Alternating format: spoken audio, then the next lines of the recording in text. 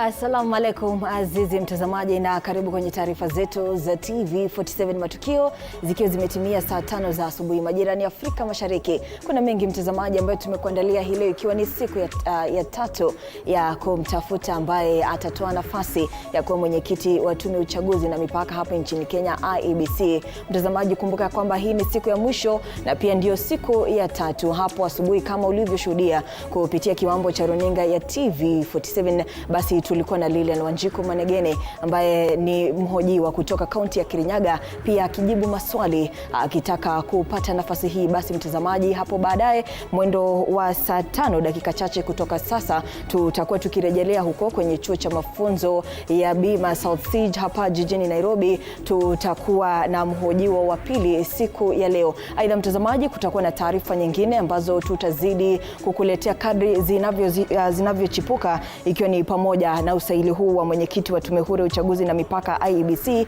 ambao unaendelea. Kufikia sasa watu 9 wanaomezea mate wadhifa huu wamepigwa msasa. Kumbuka jopo teuzi lile ambalo linaongozwa na Daktari Nelson Makanda liliorodhesha watu wapatao 11 na sasa tayari 9 wamehojiwa, kubandisha kwamba mtazamaji, tumesalia tu na wawili na usaili huu utakamilika siku ya leo. Aidha mtazamaji, tutakuwa tukiangazia kwa undani kesi yake aliyekuwa gavana wa kaunti ya Kiambu Ferdinand Waititu. Aliyekuwa gavana wa kaunti hii anatarajiwa kuwasilishwa mahakamani ili kuiomba mahakama kumwachilia kwa dhamana Waititu. Mtazamaji, amekuwa kizuiliwa katika rumande ya Nairobi. Aidha mtazamaji, tutakuwa tukiangazia taarifa hii kuhusiana na uchunguzi wa mfumo wa NEMIS. Viongozi wa vyama vya walimu kaunti ya Kajiado wameitaka idara ya upelelezi DCI kuchunguza madai ya ulaghai wa mfumo wa NEMIS. Bila shaka taarifa hii tutakuwa tukikuletea kwa ukamilifu wake kwenye taarifa hizi zetu za TV47 Matukio, na kama ilivyo ada na desturi ya kila siku, basi tunaanza kwa kupata methali ya leo kabla ya taarifa.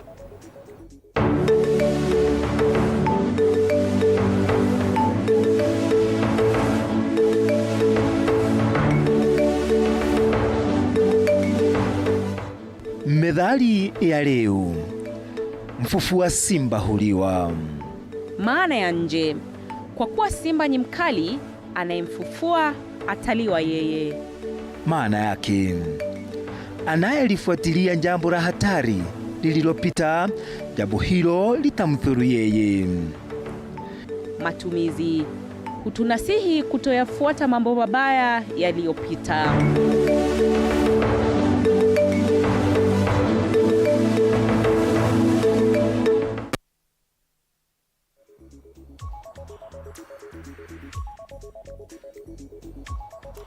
Na mtazamaji, na kufikia hapo hivi tunajitayarisha kuvuka hadi kwenye chuo cha mafunzo ya BAMBA huko South Sea jijini Nairobi, tukitarajia mhojiwa wa pili kujiwasilisha mbele ya paneli hii ambayo inaongozwa na Daktari Nelson Makanda. Mtazamaji, kama nilivyokuwa nimekujuza hapo awali, basi mhojiwa wa kwanza ambaye ni Lilian Wanjiku Manegene ambaye ametoka kaunti ya Kirinyaga alijiwasilisha mbele ya jopo hili ili kujibu maswali kadha wa kadha kutokana na paneli hiyo ya watu 9, ambapo mtazamaji, swali la kwanza bila shaka lilikuwa ni kuhusiana na utambulisho wake na jinsi amekuwa akiendeleza taaluma yake kama mwanasheria hapa nchini Kenya, labda zile shughuli za uchaguzi wa vyama na pia uchaguzi mkuu, amekuwa akihusika na shughuli za aina zipi. Aidha mtazamaji, pale Lilian Wanjiku Manegene alikumbana na maswali kuhusiana na itikadi zake kama mwanasheria na ambaye anataka kunyakua nafasi hii ya kuwa mwenyekiti wa tume ya IEBC, ambapo alisisitiza umuhimu wa kuwajibika na kuwa wazi katika utendakazi huu. Mtazamaji, mhojiwa wa pili tayari amewasili mbele ya jopo hilo teuzi la mchujo, na sasa naomba tuvuke moja kwa moja tusikize jinsi usaili huu unaendelezwa katika chuo hicho. I went up to the party nomination. I got the party ticket, but due to some occurrences, again I lost the party ticket. So I understand very well also about such process of nomination and also participating as an active candidate in an election process. And finally, just to be brief, I will say that I would like us to look at me as a fresher image in public service. I've not really held much of big public position. And if you want to breathe a fresh air into the IEBC for good reasons such as trying to enhance the trust deficit or clear the trust deficit, I believe we need to breathe into the commission some freshness, and I believe I'm that person.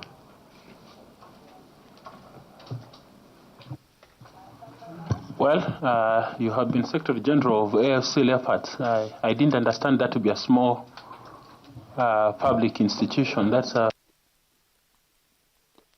me that is a big thing. Yes, it's a big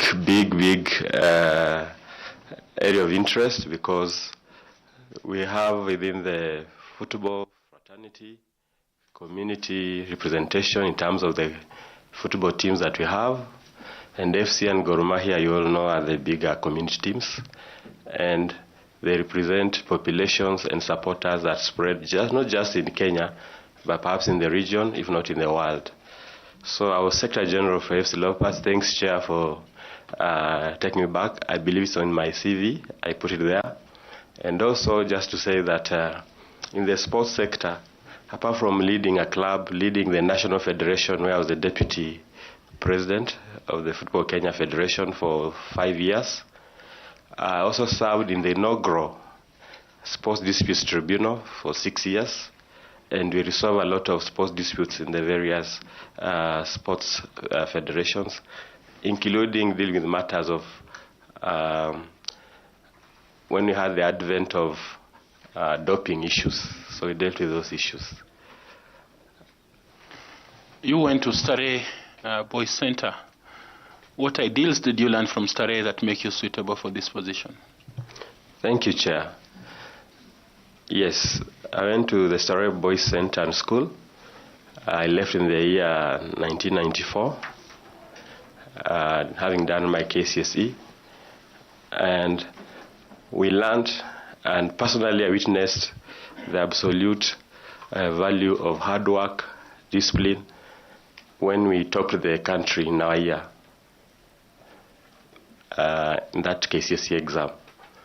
So there are values we got entrenched into, and I believe those values have kept us and most Starehe boys into our careers and also our leadership roles. I mean, they have been very prominent Starehe leaders.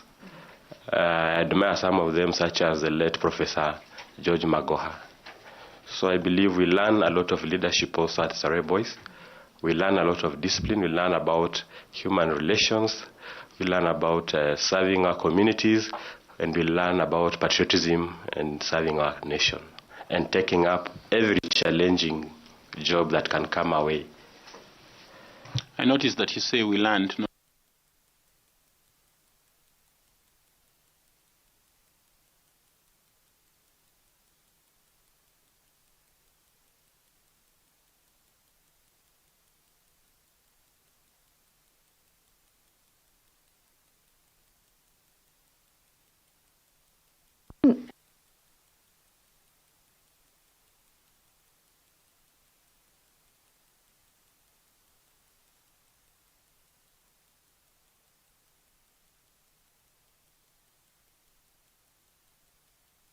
IEBC. Thank you, Chair. First is about being firm and decisive when it comes to leadership roles. The IEBC Chair needs to have such a character because the situations that will be faced, and judging from the various petitions and the grounds thereof and the findings of the Supreme Court, I mean, the character of the IEBC Chair as a firm and decisive leader was essential. Equally, team play, and in the commission with the 6 commissioners and the chair, plus also the secretariat. We've had conflicts over the years, but I believe that team play would help a lot in making the image of the IEBC be credible, acceptable to the people of Kenya. Interpersonal skills matter. I'll cite what are my observations. In the commission of Isaac Hassan, we saw that the chair and the initial CEO, Oswago, had conflicts. But the same Isaac Hassan, when he got Chiloba as the CEO, they worked together very well. In the commission of Chebukati, may his soul rest in eternal peace, when he worked with Chiloba, again there were conflicts. But when he worked with Marjan, again we saw a lot of tranquility. So I believe there's an element of interpersonal skills and team play that come at the fore to have an ideal IEBC as a working entity. Equally, I believe in the ratio or the skill of dispute resolution. And as I've said, I've presided over a number of cases at the Sport Dispute Tribunal. In my CV, you'll also notice that I've served on the continental stage. Now that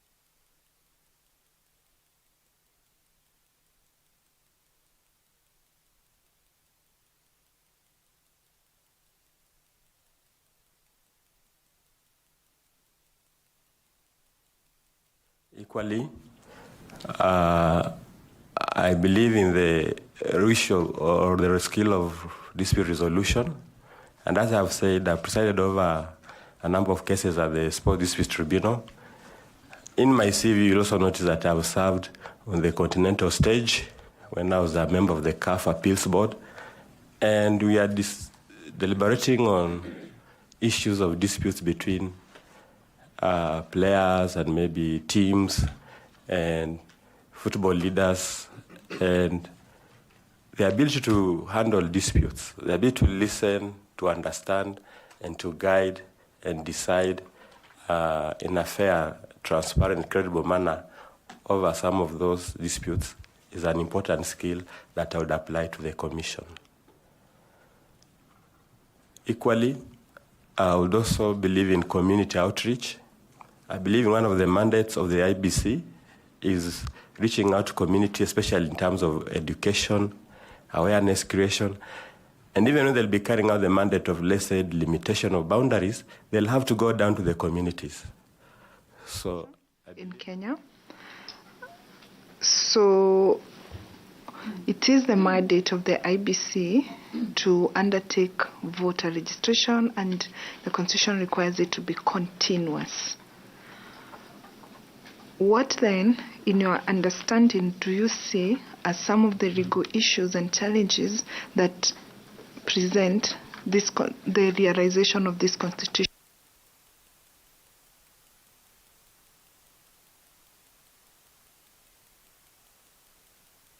In 2017, I joined one Okio Mtata and others to petition the High Court. And the substance of our petition, which we succeeded,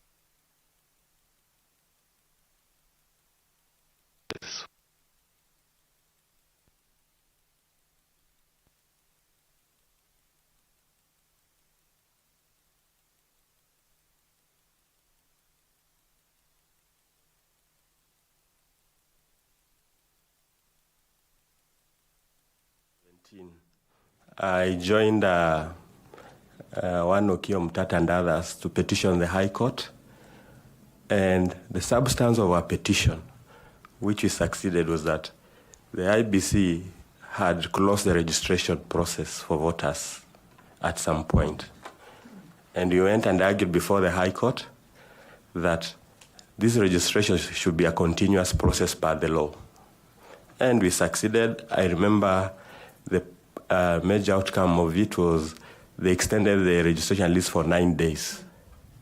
So in the legal challenge realm, to answer to your question, Madam,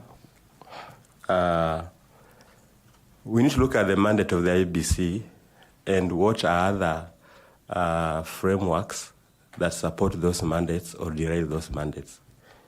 And I believe the challenge may not be within the IEBC itself.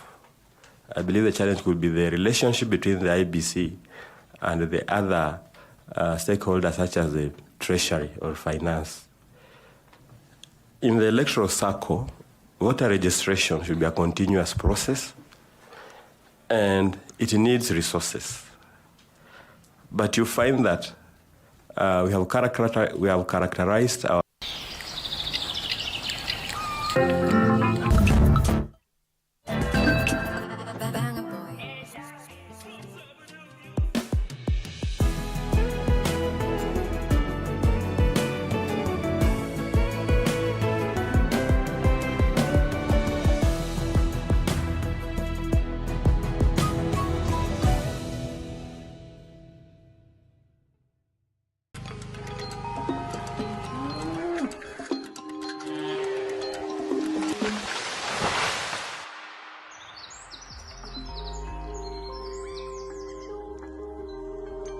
Our world is changing every day, and so should we, for the better. Each week, we tackle the big why, the question that should be on everyone's mind. Why isn't this fixed yet? Deforestation, global warming, and the adverse effects of climate change. The future isn't just something that we inherit, it's something that we create. Join us on The Green Fix as we tell the stories of those who refuse to give up.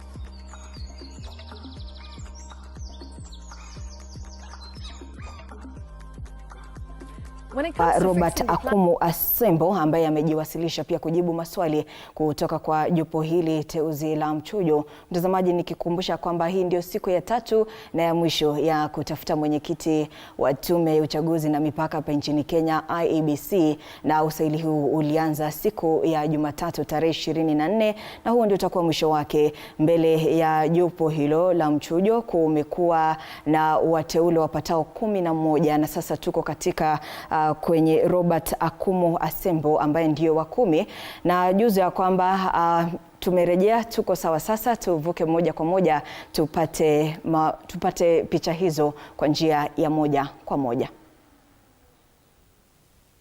Including the IEBC itself, that we want to go that route, for example, of integrating these records and fusing the details and the particulars of registration in IRB and also in the IEBC voter register for ease of, of the whole exercise of even not just elections but even a referenda if it were to occur.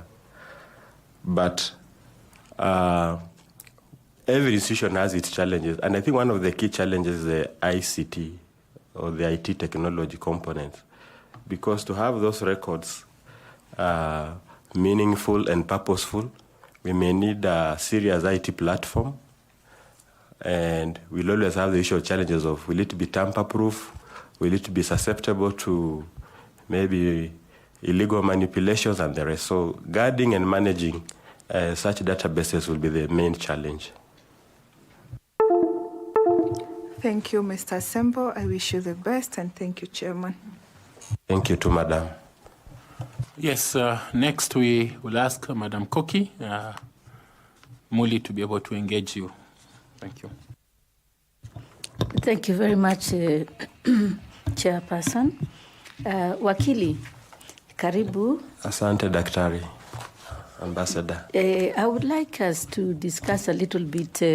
During the last 2 days, we have had very good conversations with other candidates who came before us, and we discussed quite a number of challenges that are facing the IEBC. And one of challenges that was mentioned by almost all of them was the issue of the trust deficit. And therefore, it is indeed an issue that is going to concern you as a chair. And if you are successful, I would like to ask you first, do you believe, as the chair of the IEBC, you should inspire trust and confidence?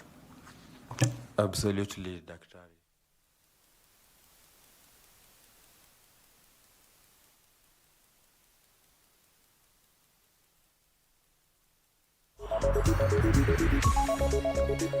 It is by, first of all, in its activities and endeavors,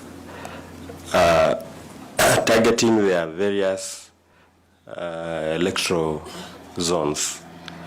We don't want a commission that is based in Nairobi, and yet it has never felt perhaps what is on the ground maybe in the rural, remote parts of Kenya. So when it comes to IEBC activities like voter registration, when it comes to IEBC activities like review of boundaries, I believe the commissioners themselves and the chair himself must be the lead, because in any case they have a full-time job. So I would like to be that chair of IEBC who will be reachable to the very roots of our nationhood, and not just be based at the headquarters at anniversary towers, because that can be like being in ivory tower at anniversary towers. So I would like to be an interactive chair who feels and hears what the Kenyans are saying. If Kenyans are complaining about not having their names in some voter register, it should be taken seriously. Those are the basics that the Commission will have failed in maybe its mandate. So first of all, I have to be listening to what the Kenyans say about the Commission. We need to have that role of, it's even the principle of state rational values, that we be people-centered. We take the people of Kenya as our clients. We take the voter as the point of reference in all our mandates. So we need to look at the various needs of the voter. If there are special interest category of voters, a chair should be sensitive to such areas of interest. We need to address such perhaps quickly. Then the other issue on trust deficit is to make sure that our processes are absolutely transparent. IEBC has had some controversies, especially around tendering and the rest. We need to be transparent as a commission. We need to have our processes be accessible. Today, if you go to the IEBC website, many of the things you see are just the secretariat work and participation maybe in workshops and the rest, and the events the secretariat has done. But you don't see much about what the commissioners were doing. So we want the commissioners and the secretariat to work in tandem and be felt among the Kenyan population. Secondly is the stickability to the electoral circle. I'll endeavor as the chair to make sure that pre-election activities, which point a lot to the eventual outcome of the credibility of the election or otherwise, are taken seriously. That's the factor, because you realize that in IEBC, everything stalls after the election, and when the election is near, like 2026, for 2027, that's when Treasury releases funds and everybody's now on the run. And I think the Commission ends up biting much than it can chew, and perhaps even, being felt little impact. And that's why you saw, for example, in the last election, there was a confusion about the ballot boxes for Kakamega and Mombasa County and 4 constituencies and 2 wards. Because they do last-minute rushes, because they don't stick to this electoral circle which has maybe 3 phases of pre-election, during election, and post-election. So I would like us to focus more there in my strategy with my commissioners and the Secretariat if I become the chair. Lastly, enforcement of electoral offenses, and also the, endeavoring to have the election finance management, financing control regulations in place. Because those are still issues that affect the voter, and you find that the ordinary voter experiences election violence, for example, and nothing happens to the perpetrators of the election offenses. And so they feel that the process will not be fair and free, and they lack the trust deficit. Same thing with the financing. Some people spend a lot of money, and people abuse the money factor, and they do not get the leaders they deserve, and Kenyans also lose their trust in the Commission. So those are urgent issues that need to be intervened by the Commission towards enhancing that space of trust.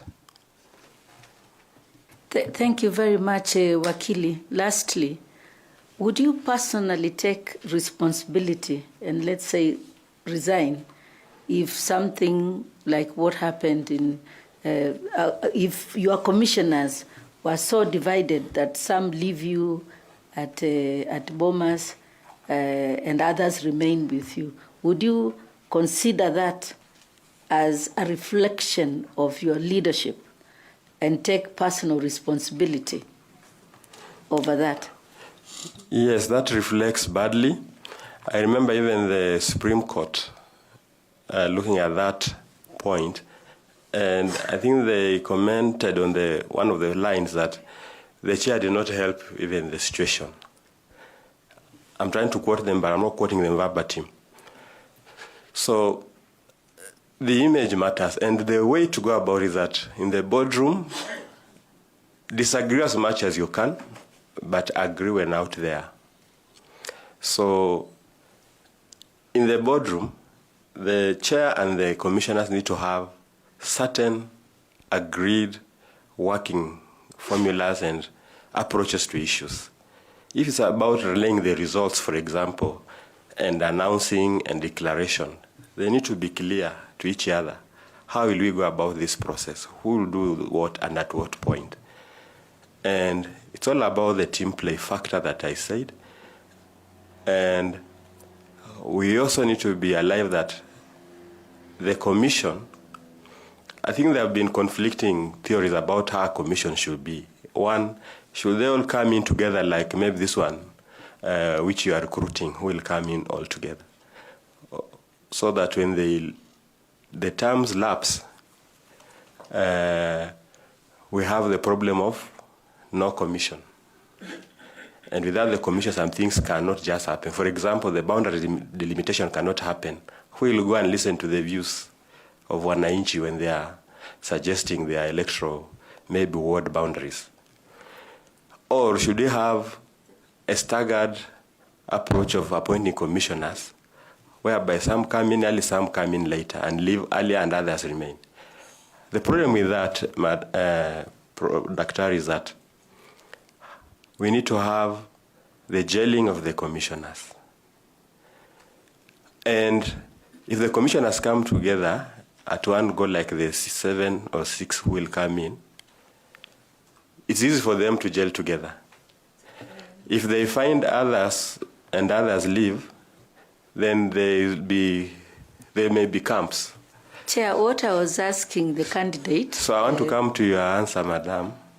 So I believe that depending on the circumstances of the day, I'll endeavor to bring the commission together, considering all those factors I've tried to enumerate. But if it is impossible, then the honorable thing will be to resign. Thank you very much, Chair. And thank you, Wakili, and all the best. Thank you, Doc.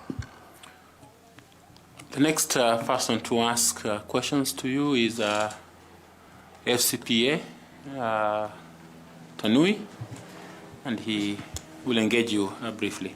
Welcome, Tanui. Thank you, Chair. Bwana Sembo.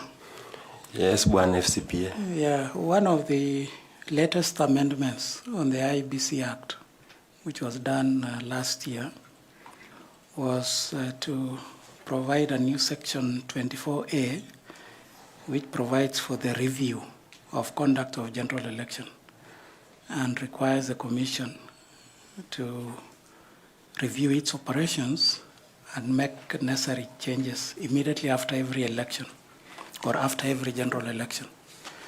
So if considered and appointed the chair, what one is, or what benefit would the review of the conduct of general election will be to you as a commission and to us as Kenyans?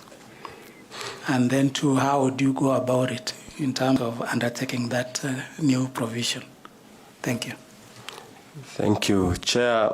That will be an essential and an area of prime importance because, as I have said, the electoral cycle should have 3 phases. So this post-election cycle of reviewing how the previous election was held will help a lot in, first of all, addressing the shortcomings that were there in the past election or the preceding election. It will also address emerging issues that sometimes are raised by the petitions that follow. I remember in the Supreme Court case of the last election, the judges were advising certain measures that they think the IEBC should undertake. So this will be the appropriate avenue and forum, this avenue of review. And so I believe that looking at what the Secretary may have done, because some of the areas of review will be administrative, I believe I'll look for the reports already of activities that are taken by the Secretariat, and from there engage them more and implore upon my commission to fast forward or make it a priority such review before the next election. Now, we are looking at your CV, and you are the Deputy President of FKF. For how many years? That is 2012, 24 years, say 5 years. Okay. So at some point, I remember the FKF president was suspended from office. Not in my time, sir. Not in your time? Not in my tenure. Okay. So how can that experience or that experience at FKF be of benefit to you if given the position of... Thank you so much. Asante sana. Makofi mazuri kabisa. I request the Vice Chancellor not step off. I want to invite the chair. 4 years, say 5 years. Okay. So at some point, I remember the FKF president was suspended from office. They are like the Kenya Police, they are there. Institutional, sorry, the KDF are there. They have teams. We have big corporates like breweries, they are there. They have a team. KCB are there. And you go all the way to the ordinary fan and also the players themselves, who are the real men and women of the game, or boys and girls of the game. So when we are managing the country's football, one, we were looking at developing the sport throughout the Republic of Kenya. So we are able to reach out the rest of many parts of Kenya, and I know many parts of the country. So I believe it will also help me in my IEBC role by knowing several areas of Kenya. Two, there are many relations that come in the sport, from sponsorships to international cooperation, such as the FIFA body, which is an international body, and also various countries that come and play or engage with Kenya. And in fact, just to refer to my CV, that's some of the reason why I was motivated to go and do my master's in international relations at the USIU as soon as I left the FKF deputy president. So, in essence, the role of a deputy president of Football Kenya Federation is a role that offers leadership to the country. It also matters a lot because these teams represent our country, our image there. So I know about our image, our country's image as Kenya. And every role I'll take up in future, I'll always have the image of my country coming forward, at least for the flag of our nation. So with that national role, I believe in the IEBC role, I can fit in because I know what is the best interest of Kenya, and especially I need to make the Kenyan name, especially in democratic practices, as a leading name. Just like you aspire in sports to be also a leading sports nation. I'll leave it at that. Thank you. Wish you well. Back to you, Chair. Thank you. Next is James Evans Misati, and he will ask you some questions. Very well, Chair. Thanks so much, Chair. Robert, yes. You have said you have had experience in managing football, and now you are coming to a totally different field of elections. From your explanation, you have also said about the further registration where you participated in petitioning IEBC. What are the provisions in law, or which section of the law talks about the continuous voter registration, and why is it not? Why is the voter registration not ongoing as we talk? Thank you. Under the IEBC Act, I think it could be Section 7, but I'm not sure of the exact section. Although I believe that those are matters one can easily refer to.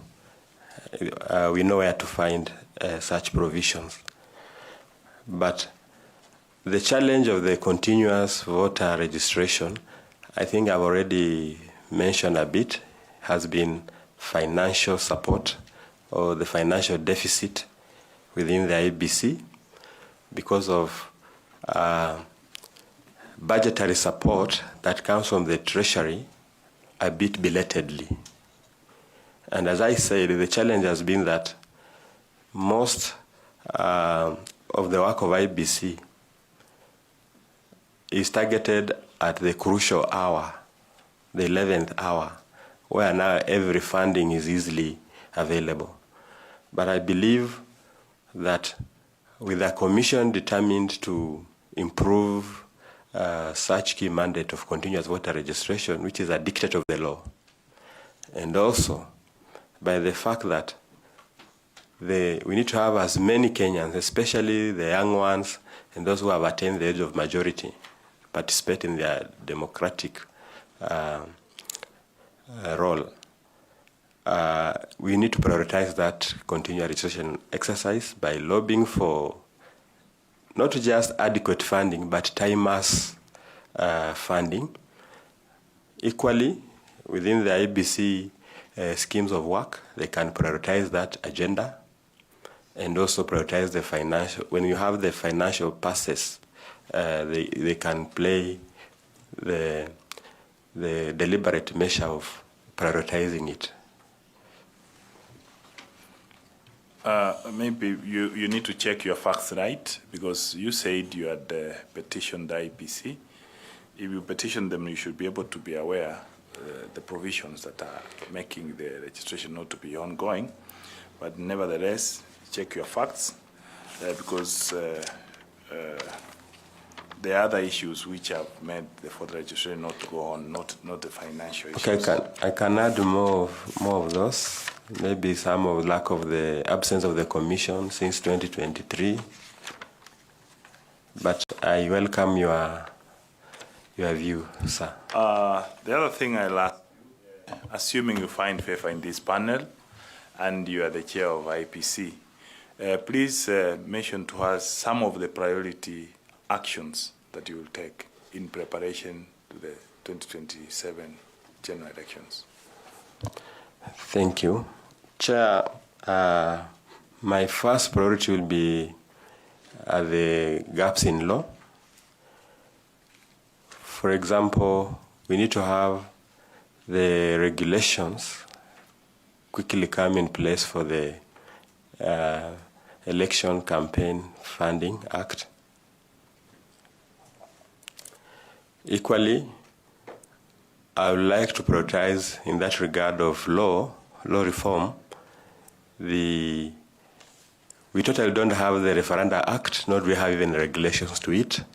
I'd like that to be prioritized.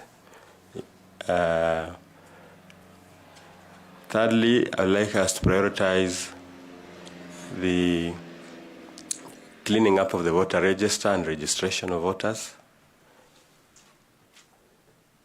And also, I would like us to have the question determined of the long outstanding component of boundaries delimitation. Thanks so much. I wish you well. Thank you, sir. I will ask Mrs. Fatuma Saman to also ask you some questions. Kindly, Fatuma. Thank you, Chair. Mr. Asembo, IEBC partners with the stakeholders like the civil society, the media, and interested group in conducting civic education. However, at times there is the risk of some of them running a partisan narrative or taking advantage of that to attempt to dominate the process. As the IEBC chair, how would you ensure that the Commission maintains neutrality and accuracy during this process? Thank you, Madam Fatima. First of all, the mandate of the IEBC is hinged on certain principles, such as fairness, neutrality, to be a neutral arbiter. And so, in the training programs or in stakeholders who support training programs and civic education, I think in our terms of engagement, we'll first have to also illuminate upon them the mandate of the IEBC and the principles that govern the workings of the IEBC. So sometimes you need to engage those who are coming to help you to understand who you are, where you are, and where you want to go so that they support you better. Two, in developing whatever training materials, I believe the Commission will play its role in contributing to the content and also the overall exercise of the dissemination approach of the materials. So I believe with those two measures, will ameliorate or at least mitigate on will be biases or other interests beyond the mandate of the IEBC. Thank you. Thank you, Chair. Thank you, too. Okay, next I will ask Nicodemus Bore to ask you some questions around leadership. Yeah, thank you. Very well, sir. Thank you. And Chairman Asembo,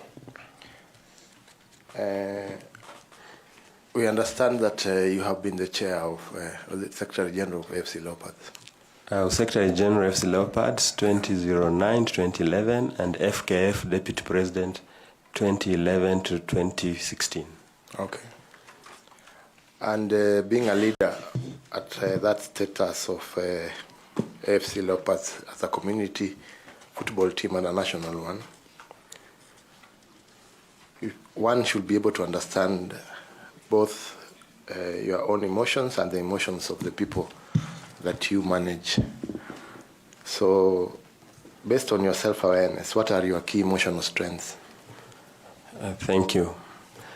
I believe, first of all, listening, and two, I take interest in what whoever I'm interacting with wants to say or how they want to react, so that I give always a balanced reaction. And I believe in fairness and also courtesy. So, follow up on that. In 2022, late November, there was an altercation between you and a person in court. Yes. And if there was a boxing contest, I think you won. Thanks for the humor. So will you say you are in touch with your emotional ability to control yourself? Yes, I'll address that issue. Thank you for bringing it up. First and foremost, I apologize that the media put it out of context. I was within the court corridors outside chamber number 24 with my client, who was the estranged wife of the defendant.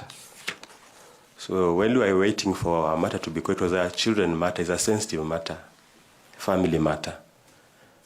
So prior to that, I had, out of executing court orders, I had jailed the defendant for failing to support his children. So I think he was bitter. So he took that opportunity to, first of all, attack the lady. And I came in just to prevent that, to stop him.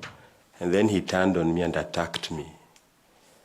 So it was a human reaction of perhaps self-defense. And we reported the matter with the Judiciary Police Unit, and the necessary legal avenues took charge. So I wouldn't say that for 22 years I've been going to court, I've never had an altercation in court. So that was an unfortunate incident, but caused by this particular litigant. And litigants should know that we advocates, we are not the parties to the case. We are just there for an important role to serve the justice ends. So I believe that advocates, while in court, can suffer such occupational hazard, just like sometimes the police also get to suffer such occupational hazard. So in fact, if there was proper context of media reporting, I was the victim rather than the assailant. Okay. And are you aware of any warrant of arrest that has been issued by the Kibera law courts? I'm not aware. Okay.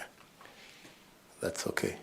Secondly, we have received a lot of memorandum affecting talking about your leadership skills and your integrity. One among them is that during your tenure as a FKF vice chair, there was a lot of misappropriation of funds. Can you highlight a few issues on that and maybe bring to the public what really transpired? Thank you. I believe that was a misconception. We never faced any accusations of misuse of funds. The funds we receive are always accountable. If there are FIFA funds at FKF, we account them per FIFA standards. They send international auditors, and FIFA would actually take sanctions against an official who misappropriates such funding from FIFA, including being banned from football-related activities as one of their sanctions. I have never been banned, and none of my office colleagues at the time has ever been banned. Equally, if it is government support, the ESCC and other relevant bodies will have handled such, and we've never faced such questioning over the funding in our time. So I believe those are misconceptions, and misconceptions also abound out there. Until you give us such opportunity to clarify, some of us will just get condemned and heard. Chair, and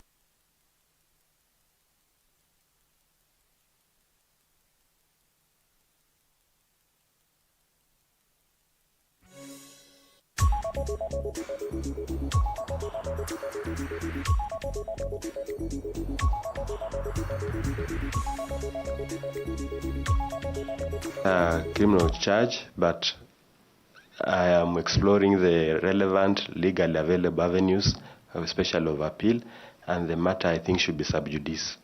We had a court session on Monday.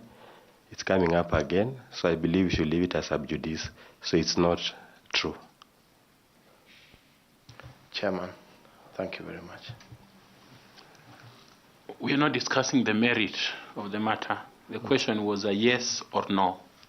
And I've answered that it's subject to appeal, Chair. So have you been convicted or not convicted on a criminal matter? It is challengeable, Chair. The conviction is challengeable because it was on appeal, and I don't know how it will come out. So you have been convicted? I wouldn't say so, Chair.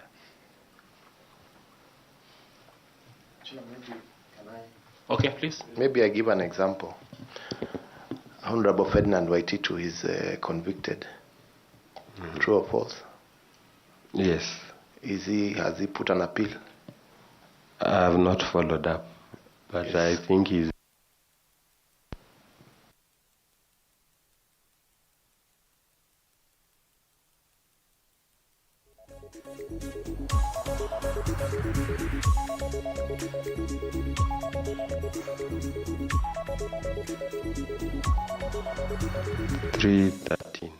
Okay, thank you. Professor, please. Thank you very much, Chair. Bwana Sembo, just following from Bore and Chair, as you have told us, this position of Chair and IEBC generally, there's a trust deficit. And therefore, the selection panel puts a lot of premium on integrity. Questions have been raised on your conviction. Kenyans out there, what do you tell them? Given you have appealed, yes, but there's a conviction on record. What do you tell them on your integrity? So that as we consider, I'll tell them that under the rule of law, we give room to the courts and the parties before them to exploit the full recourses of law, and it's a fair process that way. It's in the interest of justice, and in the best interest of justice, we need to allow the law to take its course.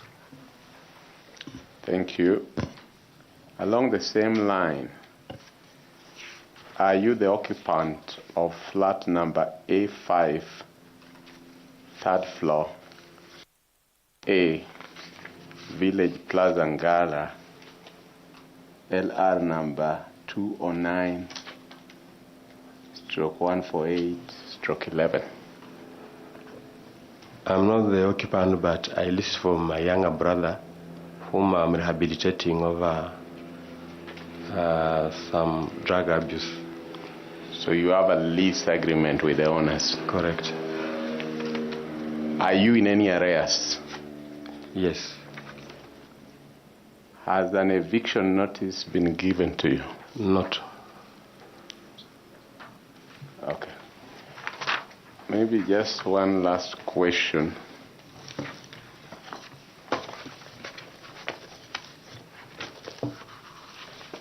As chair,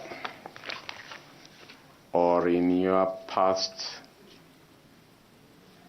positions, can you tell this committee when your position in leadership was ever challenged on issues of personal integrity, honesty, and how did you address or navigate, get over the same, if any, over the same? There has never been. There has never been. Can you tell this panel at least two experiences where external political or financial pressure, challenged your professional values, and how you handled them? I have never had such occasion. Thank you, Chair. Thank you, Chair. Okay. Yes, Bwana Tanui, FCPA. Thank you, Thank you, Chair. Something related to what Prof. and Bore raised. I was looking at the certificates of Banasembo, and one of the documents in that folder is a letter from Law Society of Kenya, and it's called Certificate of Good Standing. Yes. Certificate of Good, dated 20th of March. Yes. Which must be last week. Yes. And it is signed by Mr. Mwavi M. Kitonga. Yes. And it tells us that from your documents that there are no complaints nor past complaints with regard to Mr. Asembo. Yes. But from your end, we want to hear from you. Have you had any complaints before we start with SK with regard to your, with you being a lawyer and an advocate of the High Court? I have had complaints from the Advocates Complaints Commission. Not LSK? Not LSK. Okay, thank you. Okay, we have a council member here, Linda. Would you like to ask some questions, kindly? Chair, thank you. Now, council, usually, you know, the Advocates Complaints Commission, they work hand in hand with the Disciplinary Tribunal, yes, the DTC of the Law Society of Kenya. And now the Law Society of Kenya, the ADT, the Advocates Disciplinary Tribunal, right? It's the DTC, the Disciplinary Tribunal, under the Law Society of Kenya, which works hand in hand with the Complaints Commission. Yes. Right? Yes. And where prosecution of matters of discipline or indiscipline against advocates are heard by the Disciplinary Tribunal. Now, please confirm to this panel whether or not you have disciplinary cases before the Disciplinary Tribunal of the Law Society of Kenya. As I have said, I've had cases from the Advocates Complaints Commission, and I know that they may end up at the Advocates Disciplinary Tribunal. Counsel, you know, you said you like fairness. Yes. Now, the Law Society of Kenya, through their letter dated 17th of March this year, I have presented 5 open cases against you for different disciplinary issues as an advocate of the High Court, 2 of which have been settled. Are you aware? Yes or no, Counsel? I'm not aware. Okay. There is a DTC case, Disciplinary Tribunal case, number 345 of 2023. The nature of the complaint is dishonorable conduct. That matter is open for hearing. Are you aware? If it has not been heard, I'll pursue the hearing date, and then I'll be more aware, Madam Vice Chair. Counsel, are you aware? Is a yes or no? I have not been invited to hearing, Madam. Is this a 2023 matter, Counsel? I have not been heard on it. Oh, okay. I emphasize that I have not been heard on it. You also have another disciplinary case, number 392 of 2023, in which the nature of the complaint is withholding clients' funds of up to 1.85 million. Are you aware, Counsel? Is a yes or no? It's an open matter before the DTC. Who is the complainer of the party?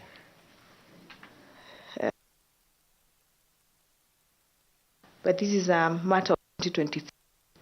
I am not aware. Yeah.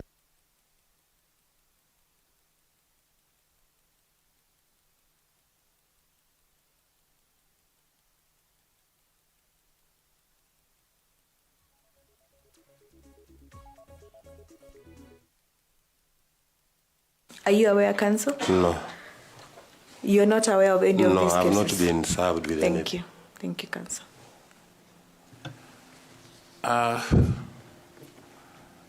Secretariat, kindly take a copy of that letter from Kitonga. Mwathi Kitonga, 20th March. The one of 20th March, because this is also signed by the same name. So we would like to be able to corroborate whether it's us who have gotten a wrong address and signature, or it is you who got a wrong address and signature. Because the same person cannot write 2 letters, one to you and one to us. And if that is so, then it means that then the entire LSK has issues. Yeah. Yeah, I'm sure I got mine from the signee. Chair, with your permission, and not to seem to assist the candidate, but maybe because some of these facts are well within my knowledge, the certificate of good conduct has been, I believe, issued because the matters are still pending. The other 2 have already been settled. So, you know, the right to fair hearing must be accorded to counsel. Until then we cannot be able to interfere with his issues of good conduct or no good conduct. So he has to be given the right to fair hearing before the disciplinary tribunal. Okay. And I believe that is the reason why they have written to the Ms. Mwathi Gitonga is a compliance director at the Law Society of Kenya.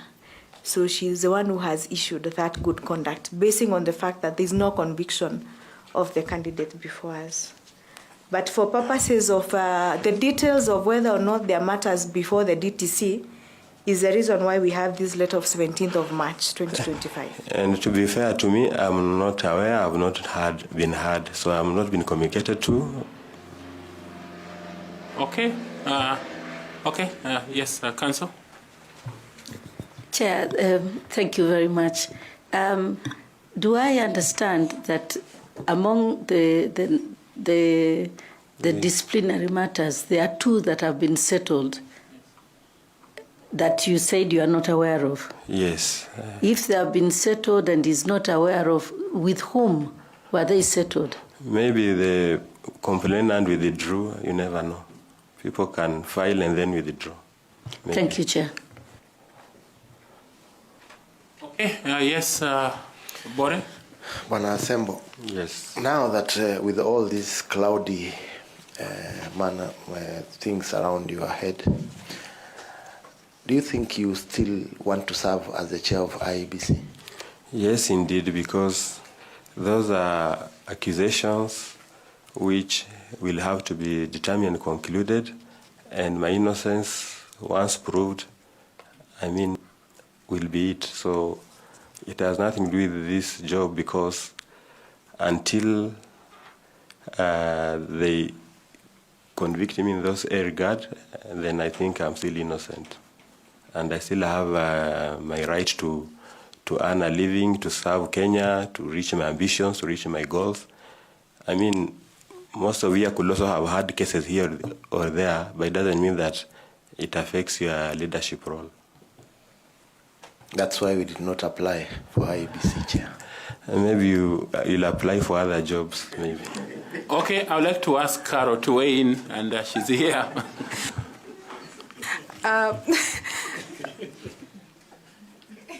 Without looking like I'm reopening the issues that we have against you, there's something that is yet not clear to me. There is an allegation here that you've been accused of forging court documents over minor in a children's court matter. Are you aware of that? What are the circumstances? I saw that, in fact, the only memorandum that I was forwarded to by the commission, and the person writing is the defendant in the matter. And in the matter, which is about his children, he's the same man who was attacking me in the court precincts. Equally, as advocates, we don't produce documents. We are given documents by our clients, And lastly, I've not heard of a forgery complaint anywhere else. So these are the kind of memoranda that are malicious and vexatious. Is it a normal issue of practice that an advocate, and I'm speaking this from my own experience as well, of being an advocate, that an advocate can be accused of forging documents? Now that given you're saying that the documents obviously do not come from you, they come from the client. You are basically representing your client's interest. It seems that there is a prolonged silent issue that I cannot understand what it is between yourself and this particular client, or is it defendant in the matter? Yes, and I want to say that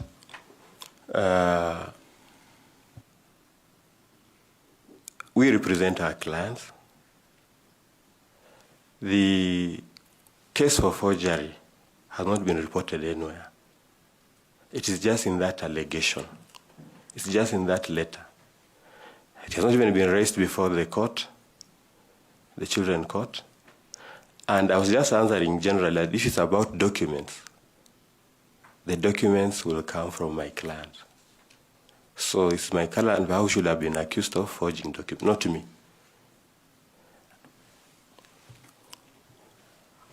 Thank you, Chairman. And that's why I'm saying it must be out of malice or vexation. And as I said earlier, it's the same defender whom we jailed for not supporting the child. So there must be some bitterness from him.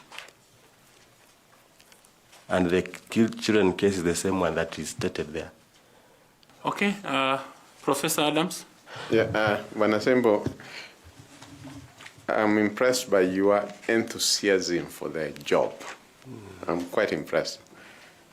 But tell this panel and Kenyans, why,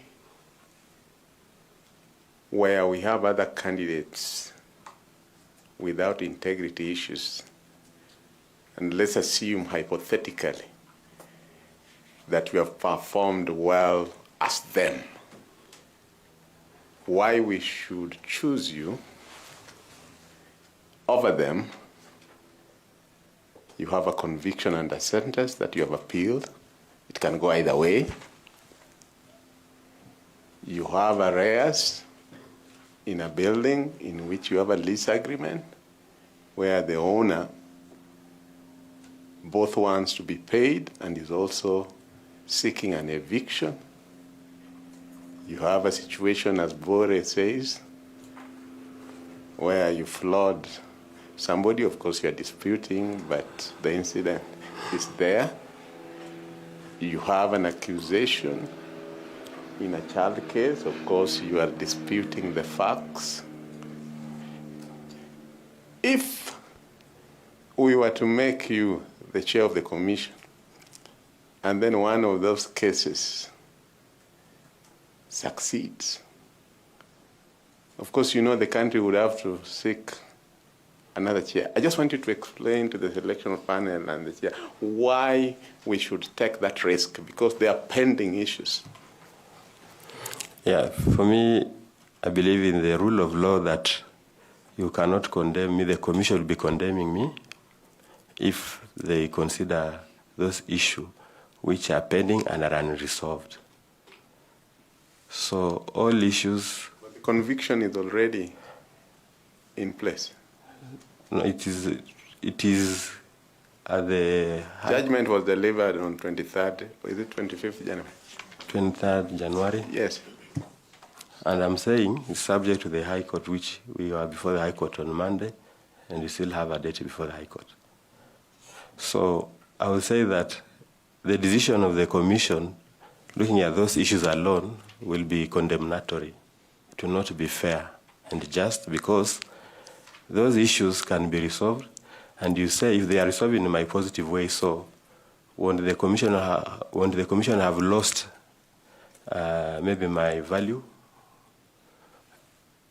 And if I lose the position and I succeed in those issues, is in my loss irredeemable? Yeah. Do you understand the essence of Chapter 6 in the Constitution? I will not have another chance. Yeah. Do you understand the essence of Chapter 6 in the Constitution? Very well, sir. Talk to us about it in regard to the things that Professor is asking you. It's about leadership and integrity. Do you have self-leadership? Yes. This is the essence why I asked you the question about the values you learned from Starehe. And yes. You said we learned.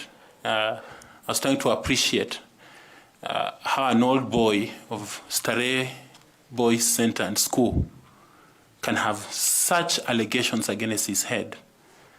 Because when growing up, we all aspired to be an old boy of Starehe, and we didn't. And looking at these documents, it does appear that this panel is forced to make a decision not based on the presentation you have made, but on the presentations that we have received in terms of memoranda, which either you have declined, that you are unaware, you have said you have a conviction, and you are waiting for an appeal. I don't know whether there's a stay or not on that matter.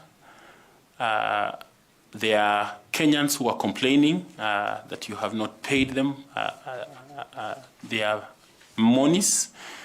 So if we were to make this decision, don't you think that we would be in gross violation as a panel of Chapter 6 of the Kenyan Constitution?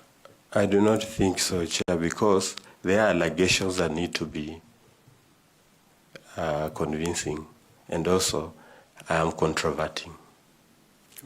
So you have to be fair to both my accusers and me also. I think you are a fair panel. You consider also me the accused. Okay. Yes, Carol. Chair, allow me just one more issue on this issue of the warrant of arrest that has been issued against you. It was issued on the 4th day of April 2023. I don't know if it's a civil warrant of arrest in a civil date. What is the status on this matter? Have you settled the decreto amount? Which case with the particulars? It's the Chief Magistrate Court at Milimani, Chief Magistrate Commercial Suit number E135 of 2021, where Prestige Management Valuers Limited complaints against you, Robert Assemble. Okay, I will say that the matter was settled amicably. Do you have anything to... I can provide. Okay, thank you. Okay, do you have something to follow up, Koki? No, Chair, now that you have given me the opportunity, I wasn't going to say anything, but I thought it is exactly the same matter I denied that he is unaware of, that is settled.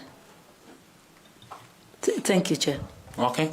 Prof, your final 2 questions, please. Thank you very much, Juan Assemble. Yes, Professor. Who has served as the Secretary General of AFC Leopards in Gwe, and has also been the Deputy is it FKF Chairman? FKF. Tell me 2 former presidents of the Football Federation of Kenya, by whatever name, in the 70s and 80s, who were once cabinet secretaries and principal secretaries and also served as Kenya Football Federation Chairman. I'll start with Kenneth Stanley Njindo Matiba and Job Henry Omino. Who was elected president of Senegal in 2024, becoming one of Africa's youngest leaders? I can't get the name. Sorry, sir. Thank you. Thank you very much, Bwana Akumu. allow me to thank you for your time, for indulging us this time to interact with you, to get to learn, to hear, and we have learned a lot from you. We wish you well in this endeavor. I would like to welcome you to ask a question or make a comment kindly. Thank you.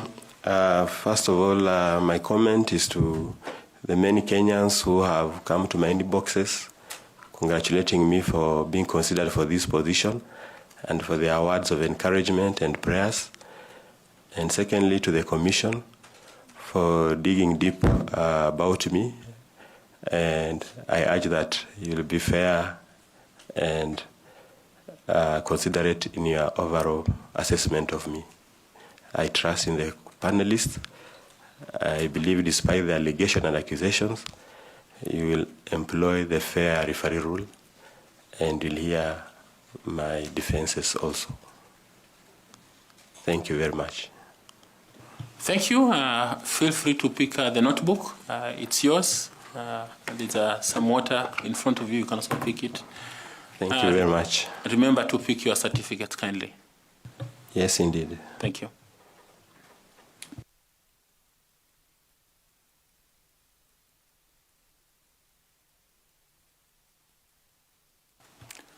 Okay, members of the Fourth Estate, we'll break here for lunch, and the friends of our candidate, thank you very much for coming in and for being part of the audience. We appreciate.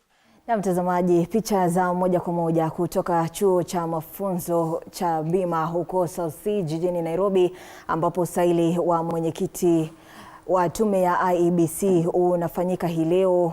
Jopo teuzi hilo likiongozwa na Daktari Nelson Makanda ambaye amekamilika kusailiwa sasa hivi. Mtazamaji, ni Robert Akumu Asembo ambaye huyu ni wakili na pia ni wakili wa mahakama kuu na pia ni mwanasheria, na amekuwa mwanasheria hapa nchini Kenya kwa zaidi ya miaka 19. Jopo hilo teuzi ambalo lina wanapaneli 19 wamemuuliza maswali kadha wa kadha. Kumbuka mtazamaji kwamba hii ndio siku ya mwisho ya kuwasaili wale wateule au wale wawaniaji ambao wanataka kutoa nafasi ya kuwa mwenyekiti wa tume ya uchaguzi na mipaka hapa nchini Kenya IEBC. Robert Akumu Asembo akiwa ndio wa 10 kati ya wale 11 ambao wanatarajiwa kupata nafasi hii ya kuwa mwenyekiti wa tume ya IEBC. Tuangazie maswali mawili matatu ambayo Robert Akumu Asembo amekumbana nayo kutoka kwa jopo hili la mchujo. Asembo alikuwa ameulizwa kuhusiana ni jinsi gani endapo atakuwa mshindi wa nafasi hii atawahakikishia Wakenya kuwa tume ya uchaguzi na mipaka hapa nchini Kenya basi ni huru na pia inaweza kuaminika. Basi pale Asembo alijibu kwa kusema kwamba masikio yake yatakuwa wazi kusikiza kilio na mahitaji ya Wakenya, akisema kitu cha msingi tu kama vile kusajiliwa kwa mpiga kura wakiwa ni wawazi, pamoja na mwenyekiti wa IEBC anafaa kufanya kazi kwa ukaribu na makamishina wake. Aidha, Asembo aliendelea kudokeza kuwa kuna haja ya wote hawa kufanya maamuzi kwa pamoja. Ni sawa wasikose, si sawa, ni sawa wakose sawa niwe radhi mtazamaji, wakose kukubaliana wakiwa kwenye mikutano ya faraga kama tume ya IEBC, lakini ni hatia kubwa tume hiyo kuja wazi mbele ya hadhara au umma kwa Wakenya na kukosa kukubaliana kama vile yale matokeo ya mwaka 2022, akisema kwamba endapo atapata nafasi hii ya kuwa mwenyekiti basi atahakikisha kwamba swala kama hili halijatukia nchini Kenya. Basi mtazamaji, huo ndio utakuwa mwisho wa usaili wake Robert Akumu Asembo, lakini mwendo wa saa 8 jopo hilo teuzi litakuwa likirejelea, na ambaye atakuwa akisailiwa wakati huo basi ni mwanasheria Sol Simiyu Wasilwa, na tutakuwa tukikuletea mahojiano haya kwa njia ya moja kwa moja.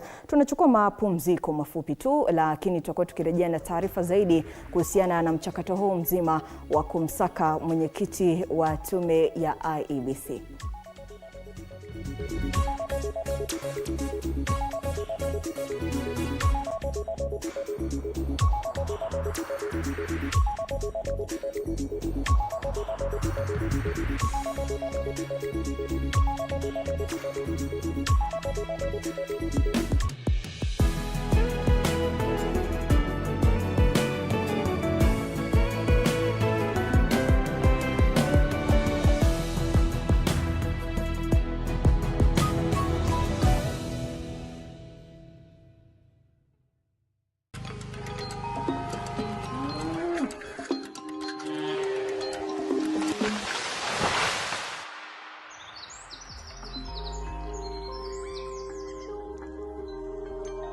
Our world is changing every day, and so should we, for the better. Each week, we tackle the big why, the question that should be on everyone's minds. Why isn't this fixed yet?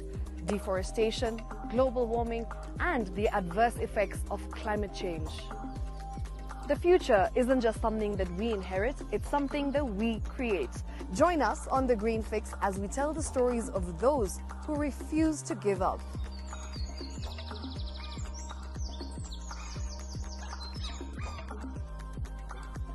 When it comes to fixing the planet, there is no time to waste. Join me, Shiksha Arora, on Thursdays at 9 p.m. on The Green Fix as we look into the big why, you and I.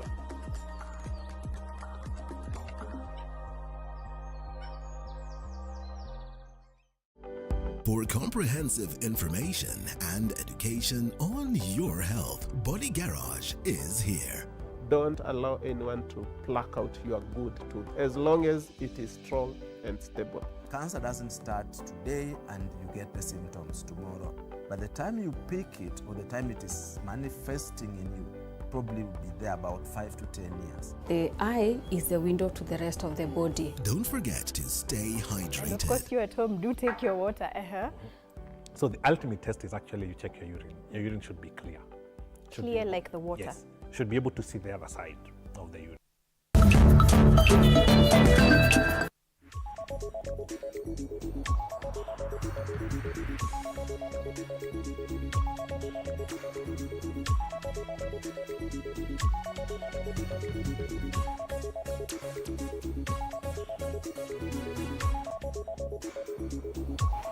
Naam, karibu tena mtazamaji, unaendelea kupokea taarifa za TV47 Matukio. Kikubwa leo ni ule usaili wa makamishna wa IEBC hii leo, tukiingia siku ya 3 ya kumsaka ambaye atatoa nafasi ya kuwa mwenyekiti wa tume ya uchaguzi na mipaka hapa nchini Kenya, IEBC. Basi kwa muktadha huo kumekuwa na usaili tangu siku ya Jumatatu. Hii leo ndio siku ya mwisho. Amesalia tu mwaniaji mmoja ambaye ni Sol Simiu Wasilo, tutakuwa tukiungana naye hapo baadaye akifanywa usaili. Aidha, mtazamaji, wa Kenya wamezidi kuzungumza na kunena kuhusiana na jinsi mchakato huu mzima unaendelezwa na jopo hilo la uteuzi. Na nataka tuungane sasa na mwanahabari wetu kutoka kaunti ya Kisii, Alfayo Kombo, ambaye anaungana na Wakenya. Wanakisema nini kuhusiana na usaili huu ambao ulianza siku ya Jumatatu? Alfayo Kombo, usukani kwako. Nikiangalia hii side ya IEBC, baada hatujapata jinsi ya kupoteza hiyo wizi wa kura, tunakuanga na challenges. Sasa ndio maana hata Wakenya tunashindwa, tutaenda kuacha kupiga kura juu hatujawahi pata jinsi ya kupiga kura genuine. Hiyo ndio maoni yangu ya kwanza. Na hao wenye wanaendelea kufanyiwa msasa, unaona kwamba unataka watu watakaochaguliwa wakuwe na vigezo gani? Kitu ya kwanza wakuwe watu wako genuine, sema kama wameanza hiyo story na election, wakuwe watu wako genuine, sio watu wenye wanapewa hongo kidogo alafu wanaanza kufanya kazi vile haifai kufanywa.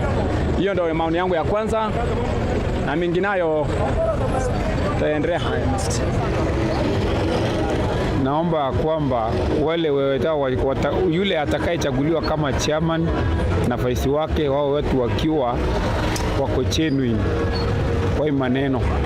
Ukiangalia kama uchaguzi iliyopita 2017, 2022, 2013, naonelea watu kama anaitwaje, Chepukati hakusimamia ukweli yake. Ona sasa kama 2017, 2022, vijana wenzangu wenye walikuwa wamewekwa kwa barabara ati waandamane, wengi walikufa. Kama juzi mnaona vijana wenzetu lika nyuma yangu wanajiita Gen Z. Ona venye walitendekea kwa sababu walikuwa wanataka ukweli yao na haikuweza kutendeka. Kwa sasa wale watakaosimama kama machairman wa IEBC wajaribu kuangalia hiyo maneno, wajaribu kuangalia Kifuitu venye alirudi hiyo maneno ya IEBC, wajaribu kuangalia hii maneno yenye Chebukati amerudi juzi, wajaribu kuleta tofauti iwe kama kitu ya muhimu kwa wananchi. Kila mtu, kama ni kura imetangazwa ikisemekana ni fulani ndiye amechaguliwa kuwa kiongozi, kila mtu aridhike, aseme yenyewe nimekubali na hiyo Kenya kimechaguliwa, nimekubali na Kenya koti imerudi, nimekubali na Kenya IEBC imesema. Ni hayo machache nilikuwa nayo, narudisha shukrani. Mimi ningependa kuongelea juu ya IEBC.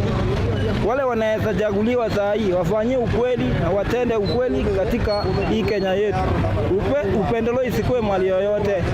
Kwa Kenya hii wenye wamesema tunaweza piga kula ukiwa kwa nyumba, kwa simu. Itakuwa peta juu utapiga kula uende kufanya kazi pia, alafu uongoje matokeo.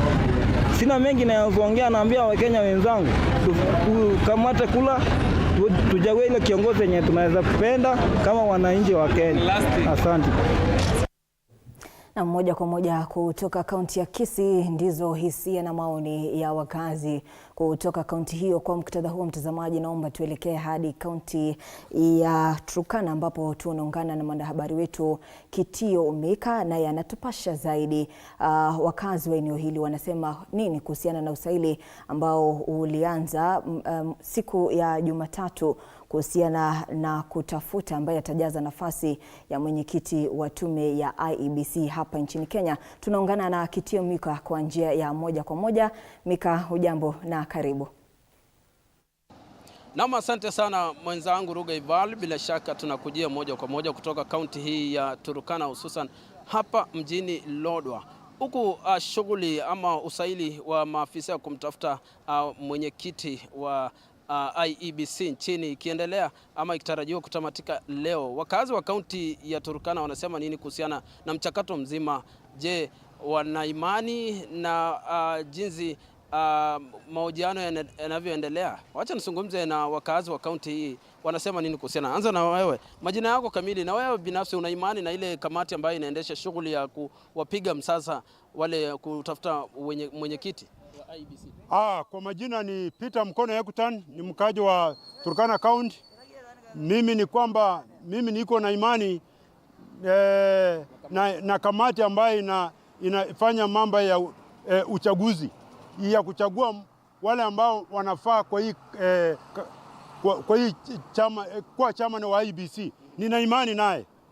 Je, pengine wewe unaona kulingana na ile maswali walikuwa wakiuliza wale wanawania ile kiti cha kuwa mwenyekiti, unaona kwamba wale wana tajriba na wengine walikuwa wanashindwa kujibu maswali, ama unaona namna gani? Kwangu vile nilikuwa naona watu wakihojiwa, kuna wale watu ambao wamequalify tayari, wale ambao walikuwa wanababaika kwa maswali. Kuna wale watu ambao walikuwa wanafanya kazi na wanaegemea upande wa vyama. Sasa watu kama hawa, watu wale ambao wanaegemea kwa upande wa vyama, wawachane na hawa. Wale watu ambao hawagemei mahali popote. Kama kwa mfano nani pengine uliona pengine ana ujuzi na tajriba ya kuwa mwenyekiti? Ule mwenye ambaye anafaa kwa hii kiti cha kuwa chairman wa IEBC ni Erastus Esekon Edung. Huyo ndiye anafaa na ana ujuzi. Kila wakati wanapohojiwa kwa ajili ya yeye anakuanga hata wakati wa Chepkati. Yeye alikuwa kwa hiyo kamati. Walikuwa wameshortlist yeye. Alikuwa mahali pale. Sasa hii ni mkondo wake. Sasa tena wameshortlist na anahojiwa vizuri. Na sisi kama wananchi wa Turkana tuna yale maswali ambayo walikuwa tunaona akihojiwa. Hakuna hata jambo moja ambaye yeye ametereza. Yeye alikuwa anajibu tu kamili. Na sisi tulikuwa tunafurahi. Naam, asante sana. Pengine majina yako kwa dakika moja, wewe binafsi una imani na ile kamati ya kuchagua ama kuwahoji kwa kupiga msasa? Kwa majina mimi naitwa Charles Ebune Ejo. Kwa majina mimi naitwa Charles Ebune Ejore. Mimi ni mkazi hapa Lodwar, na mimi kulingana na ukweli na ile kazi niko na imani kama Abraham Erastus Esekon ni qualified kwa hiyo maneno hiyo. Asante. Kuja hapa tusongea mzee, majina yako binafsi na wewe binafsi unakubaliana ile kamati ambaye inaongoza shughuli ya kuwapiga msasa wale ambao wanawania kiti cha mwenyekiti katika IEBC? Mimi kwa majina naitwa Thomas Signet. Mimi binafsi nina imani lakini sijui wale walichagua hawa, sijui ni rais ama ni nani, lakini mimi niko na imani hawa. Kwa hivyo mimi binafsi, mimi nasema wale wanataka chaguliwe uwe chairman ya IEBC, mwenye atachukua nafasi ya Chebukati, lazima awe mtu ili eko open. Na mimi ninasema hivi, hiyo commissioner lazima wachague Mturukana sasa siku ya leo, kwa sababu Waturukana sio watu wa kuogopa. Waturukana ni watu wako na msimamo, sio watu wa kutisa, ni watu wako na msimamo. Kwa hivyo tunaamini wakati hii itakuwa wakati yetu Waturukana wakuwe chairman ya IEBC. Na asante sana. Mwisho kabisa, Ruga Eval, tuzungumze na huyu. Majina yako kwa dakika moja tu ni nani, na wewe mwenyewe unakubaliana na ile kamati jinsi inavyoendesha shughuli yake? Kwa majina naitwa Michael Lokui, mkazi wa Lodwar. So hii kamati ya IEBC wale wanahoji hawa watu. Kuna watu wanafaa hiyo kiti lakini ni wanasiasa. So kuna ndugu hapo anaitwa Esekhon Edung. Maana ya Edung miti ile kali. So mtu akiingia mahali pale atakataa ufisadi, atakataa ubaya. Kwa hivyo tunaomba huyo Edung akiingia mahali pale, maana ya Edung ni kitu kali. Na huyu jamaa akiingia mahali pale si mwanasiasa, si nini, hakuna vyama. So tunataka mwenye ataingia kwa IEBC kama chairman asiwe huko na huko, awe tu standby na straight forward kwa mambo yote. Na asante sana Ruga Eval. Bila shaka ni maoni ya wakazi wa kaunti ya Turkana jinsi wanavyosema kuhusiana na swala zima la msasa ambao unaendelea, ama shughuli ya kuwapiga msasa wale ambao wanawania kiti cha wenyekiti katika tume ya IEBC. Kutoka kaunti ya Turkana, mimi ni Kitio Mika na kurejesha kwako katika studio zetu za TV47. Kwako Ruga Eval. Naam, asante sana Kitio Mika. Mtazamaji, tukimpokea moja kwa moja kutoka kaunti ya Turkana, na bila shaka tumesikia kauli za hao wakazi na wakimtetea mmoja wa waniaji kutoka kaunti hiyo, Erastus Edung Ethekon, ambaye alifanyiwa usaili siku ya jana. Bila shaka tunamtakia kila laheri. Mtazamaji, tuangazie taarifa nyingine, ni kuhusiana na serikali imewahakikishia wakulima kuwa kuna mbolea ya kutosha kufuatia hofu kwamba huenda kuna upungufu wa mbolea.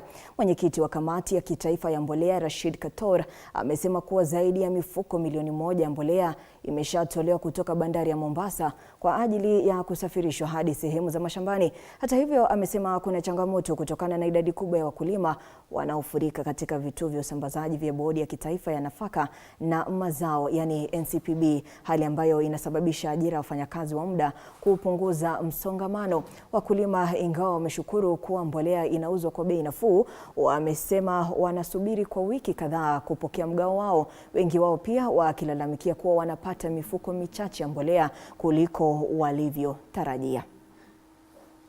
Kama iko shida yoyote mtu... Siku ya Jumamosi tulikuwa Mombasa na kulikuwa na shehena kadhaa ambazo zilibebwa na SGR kupelekwa katika sehemu tofauti, ikiwemo Syokimau, vile vile Naivasha, ili kila gala ambalo liko sehemu ya karibu na Nairobi pamoja na hii sehemu ya kati inapata mbolea, kwa sababu wakulima wamejitokeza kwa wingi. So hatutakuwa na wasiwasi sana ya kwamba kutakuwa na upungufu. Najua pia mtaniuliza, wengine wanasema ya kwamba labda ameandikiwa achukue magunia 300 ama 200, lakini anaambiwa kwa leo achukue mbolea gunia 100 ama 200. Ni kwa sababu magala yetu hayawezi kubeba zaidi. So tunawaonuia radhi wale wakulima, ili ukiwa utaambiwa uchukue kiasi fulani uchukue na urudi kuja kuchukua ingine. Hiyo ambayo kama umeandikiwa ni yako ni 50, hata kama imepunguzwa kwa magunia 10, hiyo 10 bado utapata, ili kila tunapoongeza ndio mtu aweze kuja kuchukua. Basi nasikia ni mifuko 2 na kwangu haitoshi nikiangalia, lakini unajua tukipata kama mgao, yani kwa kila mtu apate moja, ingawa kila mtu tupate kila mtu, juu ni mfumo wa mvua, tafurahia. Tumekuja bado tujahudumiwa. Kwingineko mtazamaji, viongozi wa vyama vya walimu kaunti ya Kajiado wametaka DCI kuchunguza madai ya kuondolewa kwa maelezo ya baadhi ya wanafunzi kwenye mfumo wa NEMIS, hali inayowanyima ufadhili wa serikali.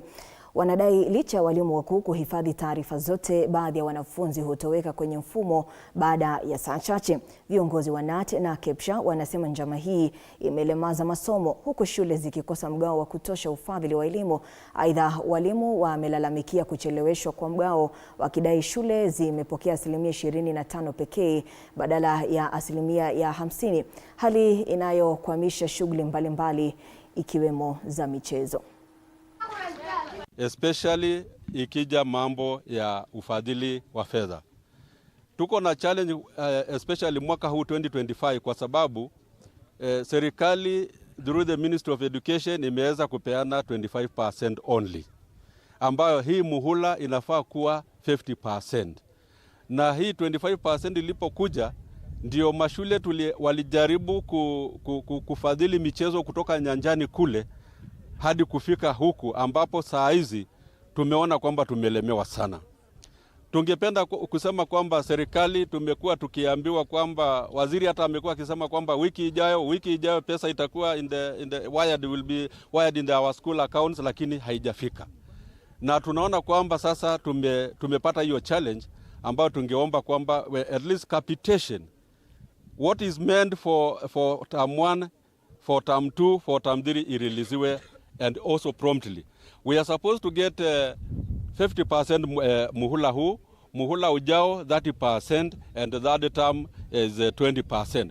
Kwa hivyo tuko na hiyo changamoto sana ambayo imetu challenge sana, lakini tunaomba kwamba tukijitahidi na tuweze kupata ufadhili mzuri, hata tukipata wafadhili saa hizi tungekuwa at least tunaweza kusonga mbele. Kwa hivyo hiyo ndio challenge kubwa. Kwingineko mtazamaji, wazazi wametakiwa kuwajibikia majukumu yao na kuhakikisha kuwa wanao wanaendelea na masomo ya msingi bila kutegemea ufadhili. Haya ni kwa mujibu wa mbunge wa Kandui John Makali baada ya kuzindua basari ya shilingi milioni 52 za hazina ya kitaifa ya ustawi wa maeneo bunge. Makali amesema kuwa ufadhili huo ni kwa manufaa ya familia zisizojiweza na kuwataka wananchi kuwa kielelezo cha utangamano wa eneo hilo. Makali amewataka vijana kukumbatia masomo ya vyuo vya kiufundi. Aidha, akisema kuwa wanafunzi 2000 kutoka wadi 4 za eneo hilo watapata msaada wa karo. Naomba nirejeshe. Nisema tutaweka elimu kipaumbele kwa sababu kama labda haingekuwa elimu, labda mimi singejulikana hata kidogo. Labda nilikuja kujulikana kwa sababu ya hiyo elimu kidogo yenye nilipata. Na tunataka pia watu wetu waweze kupata elimu. Hiyo tumesema hiyo there is no debate, hakuna mjadala. Lazima tusukume elimu katika constituency yetu. Na vile tena vile tulikuja tuliwaahidi ya kwamba tutakuwa na uwazi na uwajibikaji. Uwazi na uwajibikaji. Nilisema tutatoa maneno kwa ofisi, kufanyia vitu kwa ofisi, tuleta wapi? Kwa ground. Si tulisema namna hiyo? Tukasema hatutaki vitu kufanyia kwa ofisi, tutakuja tufanyie kwa ground. Wengi wananipigia masimu sana basi, nikasema maneno ya basari mimi iko kamati. Simaka wana bandu bake manano. Si ni watu wanatoka huku.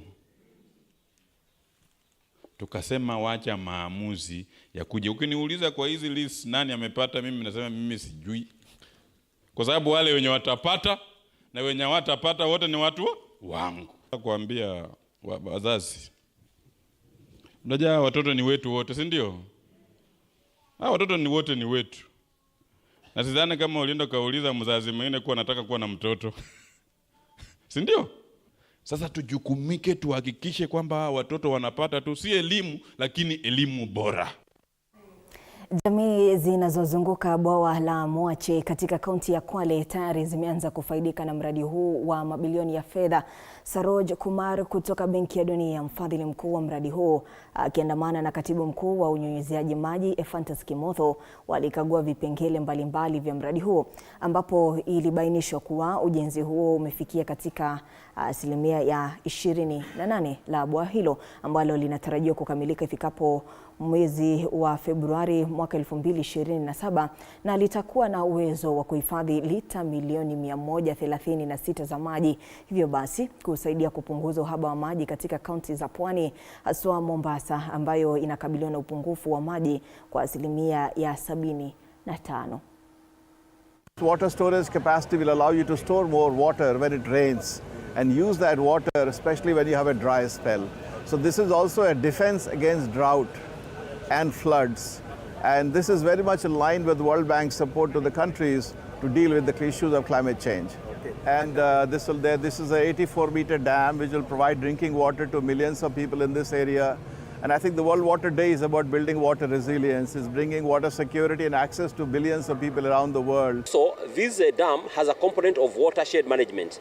In the watershed component of watershed management is mainly essentially to protect the water catchment so that we can ensure that we are reducing the amount of silt that is coming down to the dam. So as we do that component of watershed management, we are also combining it with an irrigation component in a program we are calling farmer-led irrigation development. In this program, we'll be doing water pans. These water pans will be used to plant the trees for watershed management. At the same time, will be used to help farmers do irrigation. Serikali ya kitaifa inaendelea kusaidia jamii zenye mahitaji kwa kugawa chakula wakati huu wa mwezi mtukufu wa Ramadhan. Katibu wa Wizara ya Utamaduni na Urithi, Umi Bashir, amegawa msaada wa chakula kwa familia maskini na zilizo katika hali ngumu katika kaunti ya Wajir.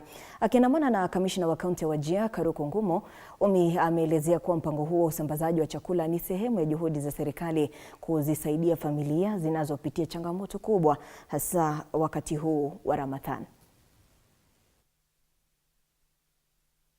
We are distributing 300 bags of rice and also 260 bags of beans across the county.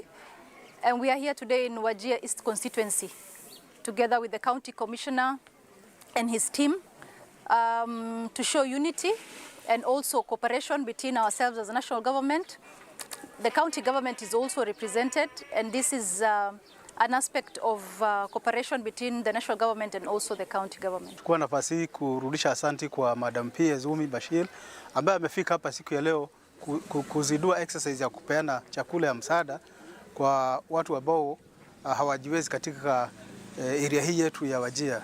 Tunaambia shukran kwake kwamba ametukumbuka na hii chakula ndio kutoka national, akiwa na viongozi zake zingine pamoja na county commissioner hapa ya Wajir East, wote walitukujia na wametuletea chakula ya iftar hii siku 10 hii ya mwisho. Tunaambia shukran, thank you. Nayo serikali kupitia Wizara ya Elimu na ile ya Madini imeboresha mazingira ya elimu ya madini katika Chuo Kikuu cha Taita Taveta. Hii ni kutokana na tamko la Rais William Ruto kwamba serikali itafanya chuo hicho cha Taita Taveta kuwa chuo cha kitaifa cha kutoa mafunzo ya masuala ya madini, kama anavyoeleza naibu chancellor wa chuo hicho Profesa Fred Simiyu Barasa. Vilevile akitambua ushirikiano wa karibu na serikali ya kaunti ya Taita Taveta chini ya Gavana Andrew Mwadime wa Kuja.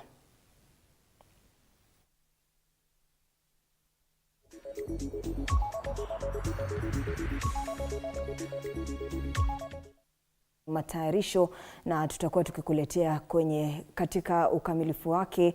Mtazamaji, hivi tunazidi kukupasha kuhusiana na taarifa za TV47 Matukio. Tuangazie taarifa nyingine, ni kuhusiana na Chuo Kikuu cha Mount Kenya kimeandaa sherehe ya kuaga wanafunzi wa kundi la 3 wanaotarajiwa kuondoka Ijumaa kuelekea Ujerumani kupata mafunzo ya huduma za afya kwa hospitali za Ujerumani chini ya programu ya wanagenzi wa uuguzi katika Chuo Kikuu cha Hochschule Koblenz cha Ujerumani.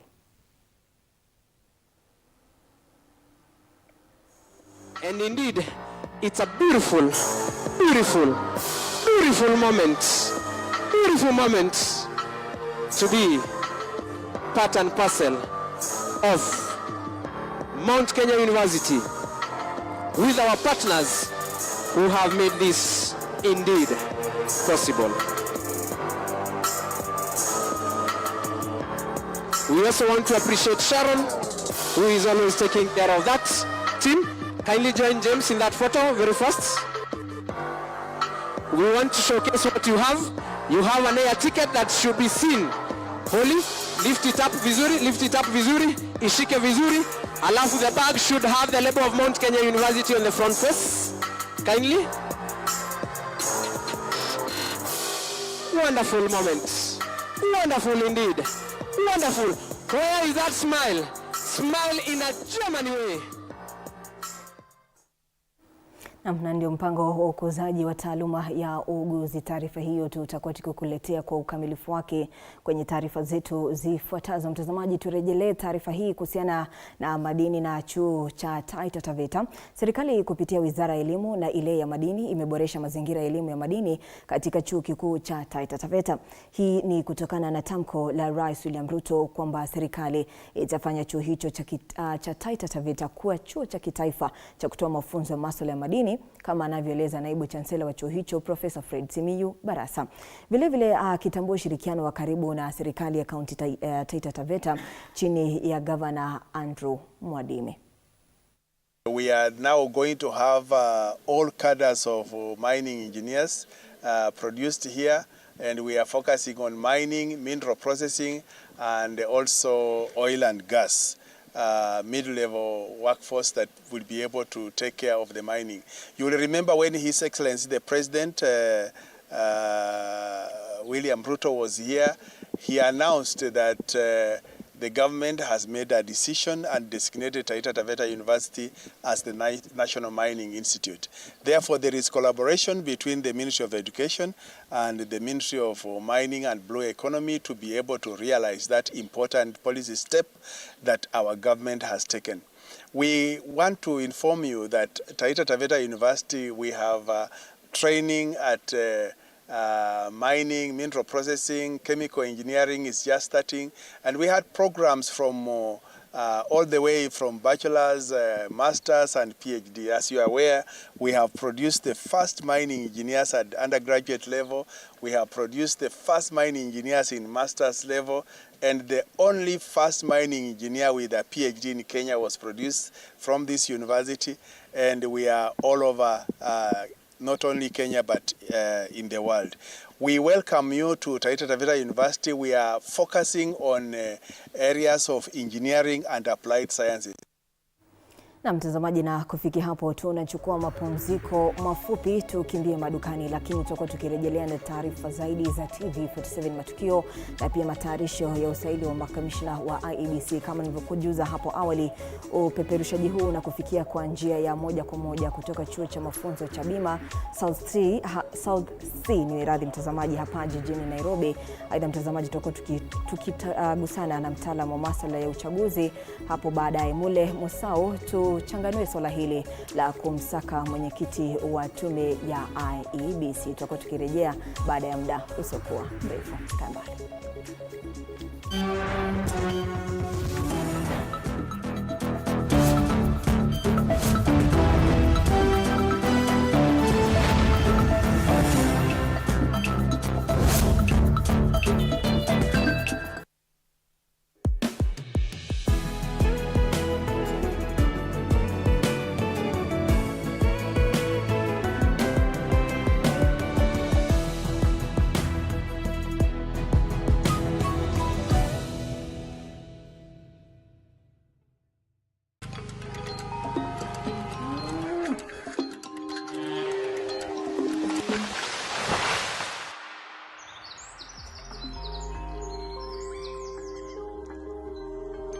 Our world is changing every day, and so should we, for the better.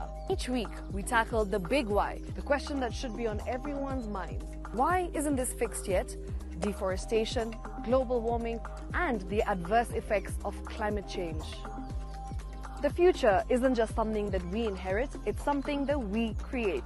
Join us on The Green Fix as we tell the stories of those who refuse to give up.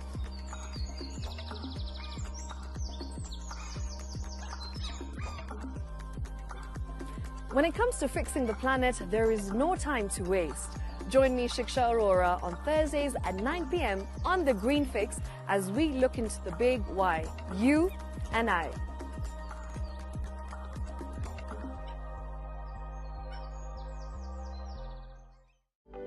For comprehensive information and education on your health, Body Garage is here. Don't allow anyone to pluck out your good tooth, as long as it is strong and stable. Cancer doesn't start today and you get the symptoms tomorrow.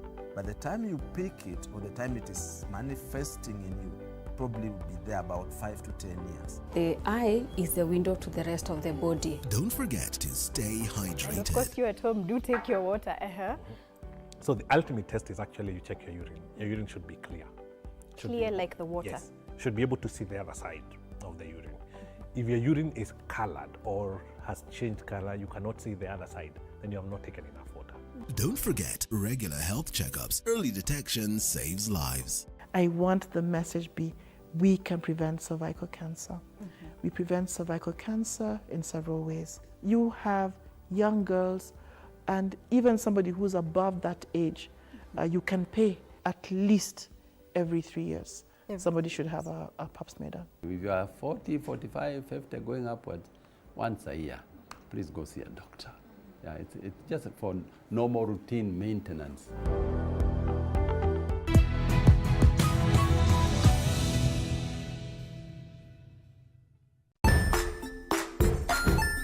Hey there, friends. Welcome to Kids on the Block, where fun and imagination come alive.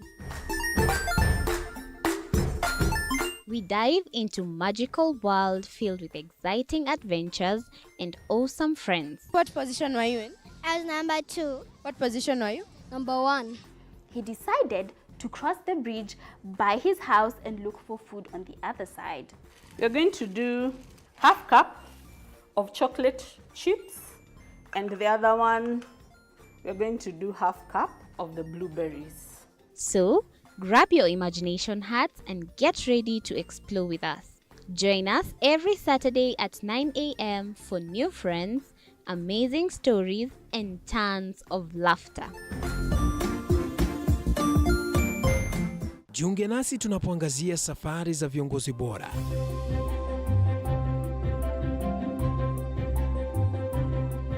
Kutoka kwa ushindi mkubwa hadi masomo magumu. Wakati wetu kwamba wasichana si wa kusoma, ni wa kuolewa, ng'ombe ipatikane, wazazi wakuwe watajiri. Tunashughulikia yote. I wish I were a better investor. My parents taught me how to look for things for myself. Tazama Mfahamu Kiongozi, ambapo kila kipindi kimejaa maarifa, mikakati na hadithi za kukuza azma yako. For me to succeed, I have to fight. Kila Alhamisi saa 1:30.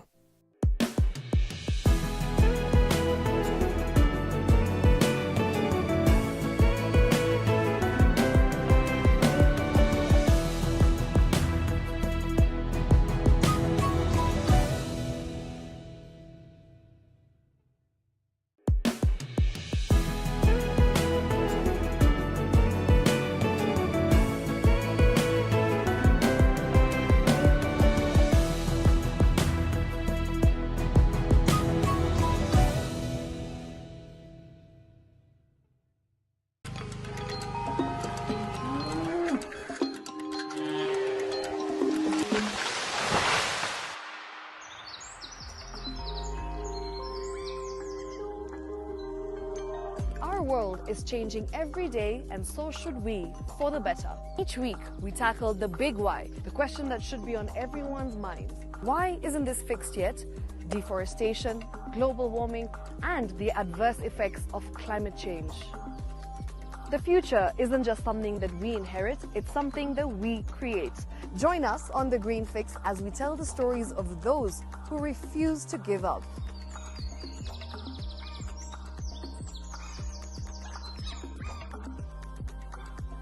When it comes to fixing the planet, there is no time to waste. Join me, Shiksha Arora, on Thursdays at 9 p.m. on The Green Fix as we look into the big why, you and I.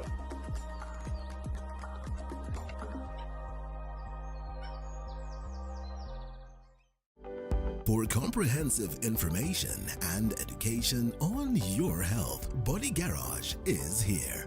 Don't allow anyone to pluck out your good tooth as long as it is strong and stable. Cancer doesn't start today and you get the symptoms tomorrow. By the time you pick it or the time it is manifesting in you, probably will be there about 5 to 10 years. The eye is the window to the rest of the body. Don't forget to stay hydrated. And of course, you at home, do take your water. So the ultimate test is actually you check your urine. Your urine should be clear. Clear like the water. Yes. Should be able to see the other side of the urine. If your urine is colored or has changed color, you cannot see the other side, then you have not taken enough water.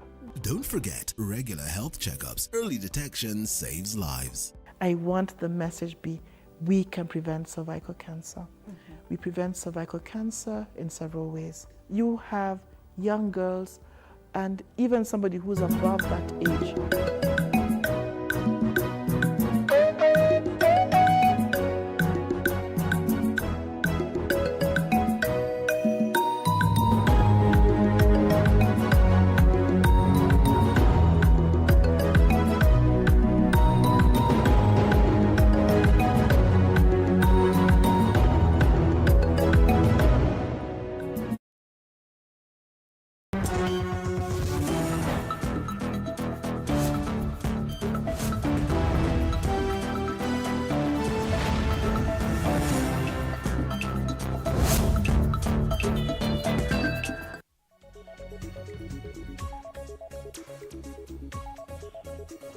Karibu tena mtazamaji, unaendelea kupokea taarifa za TV47 Matukio.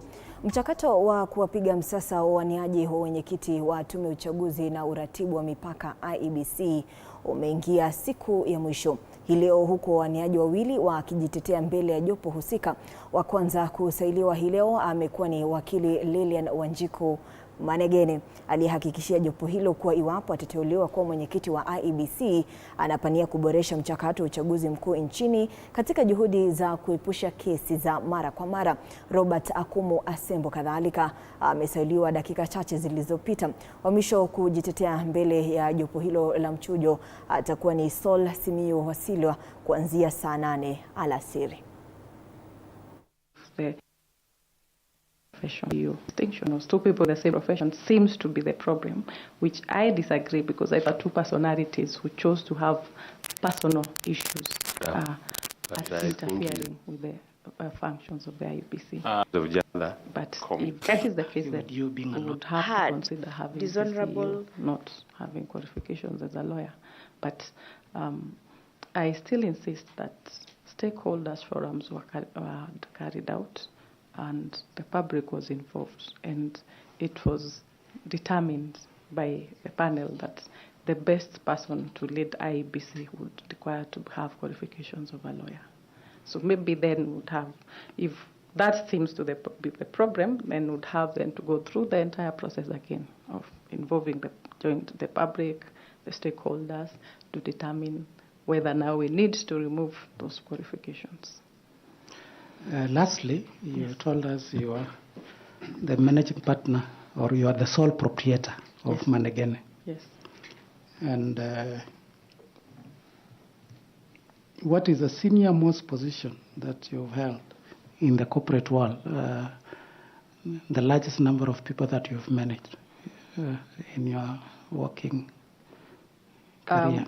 While managing the issues of under USAID, it was thousands, because there were so many projects that were happening, which I was the link between the ministry and USAID. So I had to deal with so many of the workers, and within that space, I was not the employer, but there are so many people who were under USAID that needed to report. I needed to report on their projects.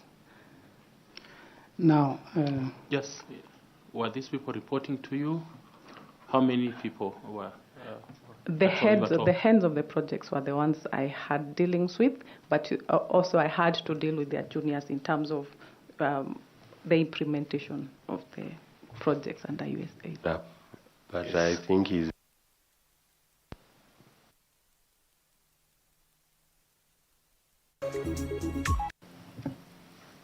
this position of chair and IEBC generally, there's a trust deficit. And therefore, the selection panel puts a lot of premium on integrity. Questions have been raised on your conviction. Kenyans out there, what do you tell them? Given you have appealed, yes, but there's a conviction on record. What do you tell them on your integrity so that as we consider it? I'll tell them that under the rule of law, we give room to the courts and the parties before them to exploit the full recourses of law, and it's a fair process that way. It's in the interest of justice, and in the best interest of justice, we need to allow the law to take its course. Thank you. Along the same line, are you the occupant of flat number A5, third floor, A, Village Plaza Ngala, LR number 209/148/11? I'm not the occupant, but I list for my younger brother, whom I'm rehabilitating over some drug abuse. So you have a lease agreement with the owners? Correct. Are you in any arrears? Yes. Has an eviction notice been given to you? Not. Okay. Maybe just one last question.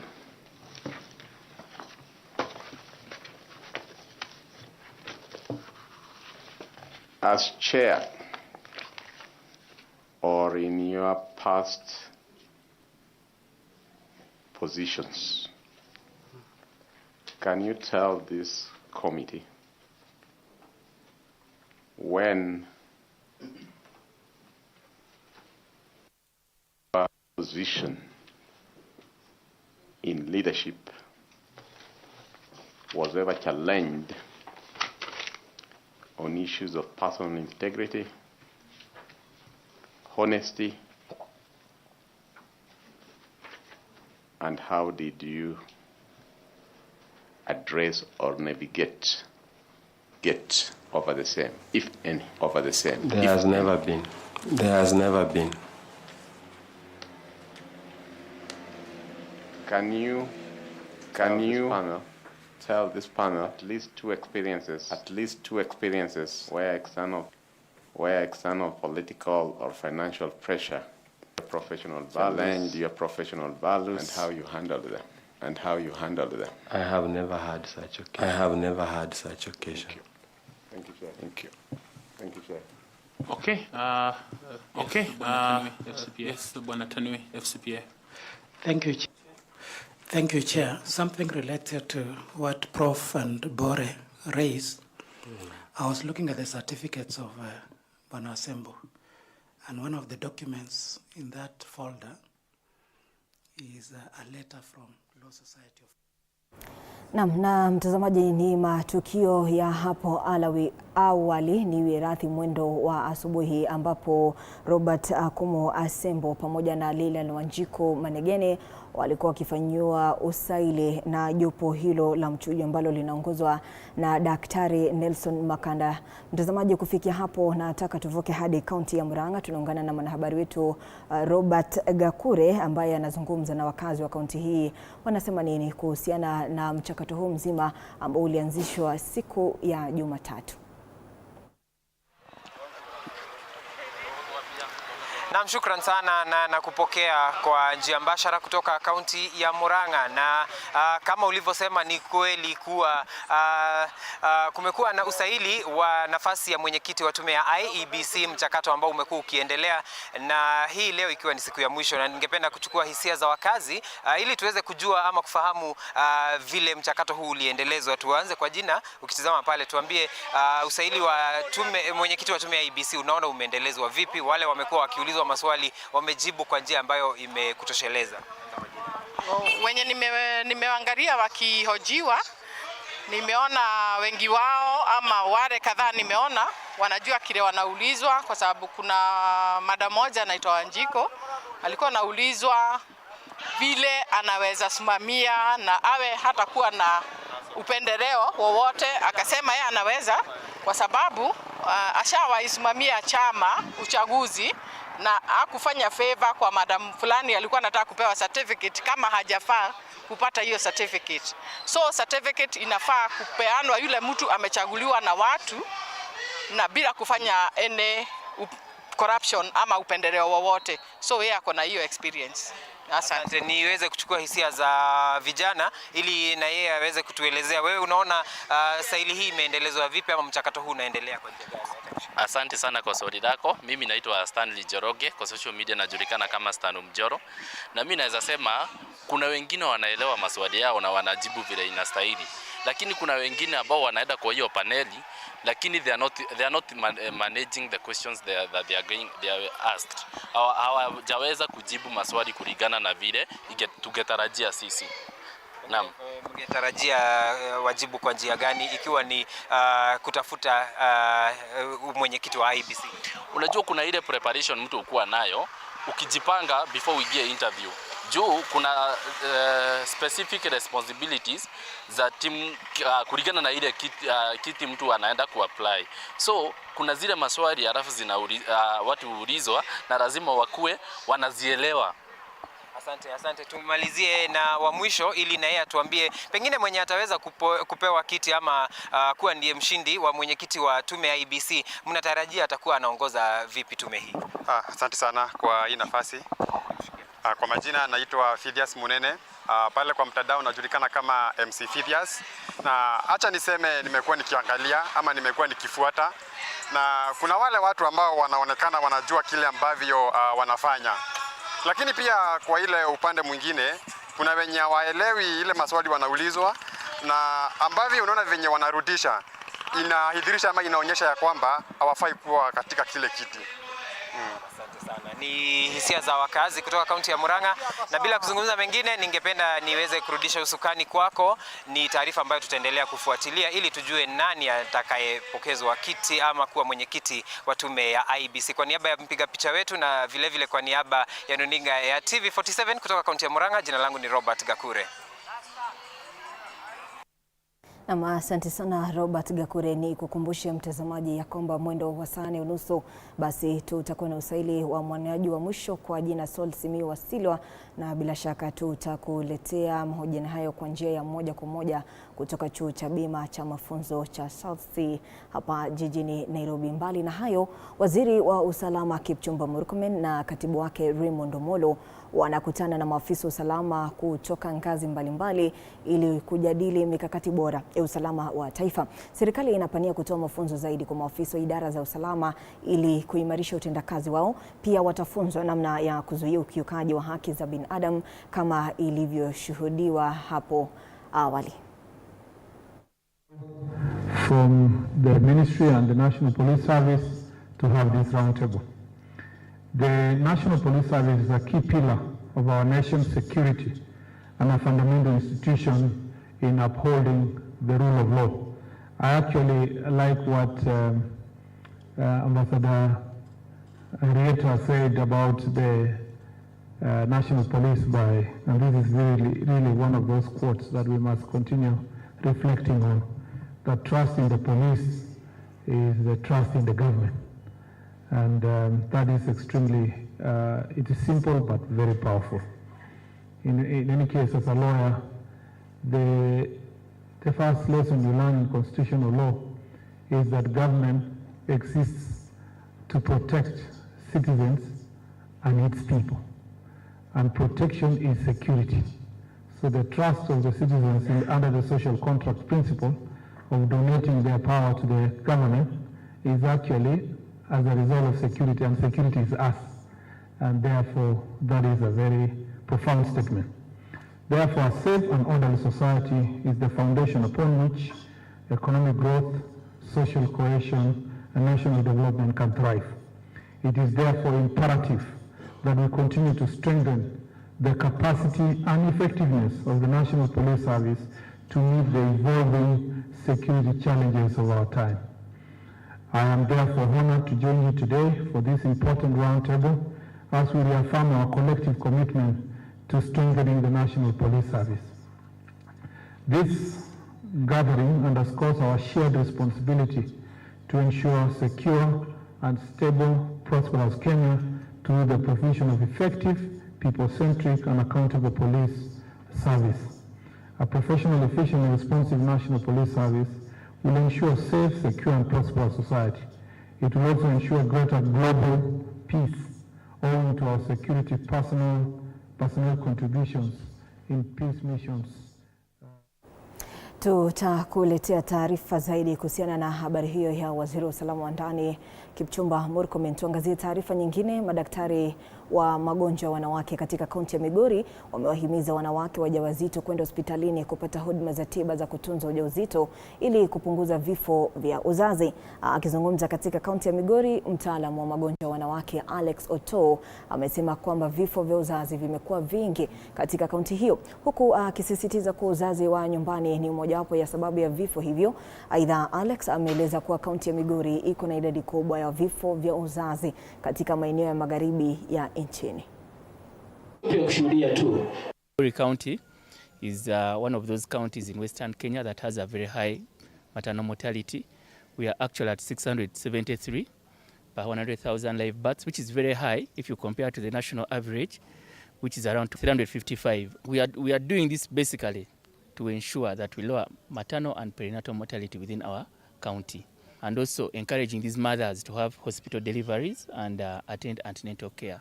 Because by attending antenatal care regularly and according to the plans that we designed for them, we hope that some of the complications that they go through, especially during their pregnancies and during deliveries, are mitigated. Tunawahamasisha wamama wetu muhimu wa kuzalia hospitalini na kuhakikisha kwamba wanazingatia all antenatal clinics ambazo wanafaa wapate hospitalini. Jambo lingine pia tunawafundisha kuhusu wajielewe umuhimu wa danger signs mapema ili wanapoona lolote wanakuja pale. Madhara ni mengi ambayo mama anaweza kupata anapoenda kuzalia kwa Nyamrora. Mojawapo, mama anaweza kupoteza maisha yake kwa sababu kuna zile complications ambazo zinajitokeza mara nyingi ambapo Nyamrora si rahisi agundue. Tuseme for example, mama akijifungua aanze kubleed, develop PPH, aanze kubleed, huyu mama hata kuwa na any source ya kumsaidia huyu mama. Kwa hivyo tuna discourage sana kwa vyote vile wakizalia hospitali. Wengi bado walikuwa na uoga, walikuwa wanafikiria labda SHA haiwezi wasaidia, lakini sasa kupitia kwa ile uhamasisho yenye tumekuwa tukiwapatia na ile pia wataongezewa leo, wengi watajitahidi kujiandikisha kwa SHA because SHA ina cover kila kitu. Mbunge wa Embakasi Mashariki Babu Owino ameibuka kidedea kwenye kinyang'anyiro cha ugavana wa kaunti ya Nairobi kabla ya uchaguzi mkuu mwaka 2027. Hii ni kulingana na kura ya maoni iliyotekelezwa na kampuni ya Center for African Progress yani CAP. Utafiti huo uliofanywa kati ya tarehe 6 na 9 mwezi huu wa Machi unaonyesha kuwa Babu Owino akiongoza kundi hilo kwa 38% ya wapiga kura. Kura hiyo iliyochukua sampuli ya wapiga kura wapatao 4,000 waliojiandikisha inamweka aliyekuwa mbunge wa Dagoretti Kusini Dennis Wawiru katika nafasi ya pili kwa 31%, huko gavana aliye madarakani Johnson Sakaja akiambulia 14%.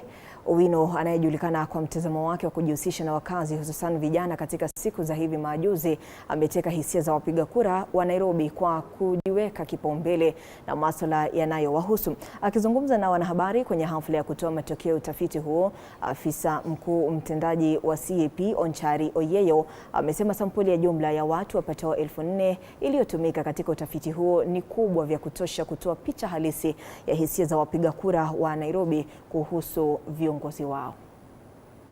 There is the issue of corruption at the county, whereby, according to Nairobians, every single month, there are reports of billions of money being lost from the county. Instead of the money going to, meeting the needs of the people, it goes to people's pockets, and they cannot see anything being done either by EACC, DCI, or even the presidency. Come 2027.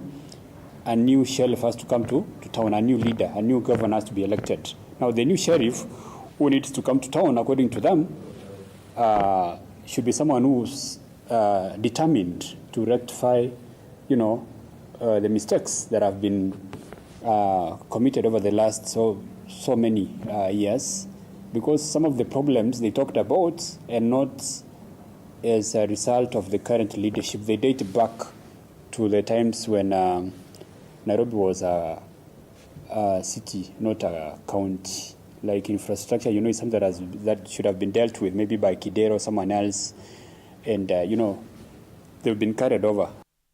Namna kutoka hapa jijini Nairobi tuelekee hadi kaunti ya Uasin Gishu ambapo wanafunzi wa chuo kikuu cha Mount Kenya Eldoret wameanzisha mradi wa upanzi wa miti katika shule ya kiufundi kaunti ya Elgeyo Marakwet ili kutunza mazingira na kuwakinga wenzao dhidi ya matumizi ya dawa za kulevya na pombe.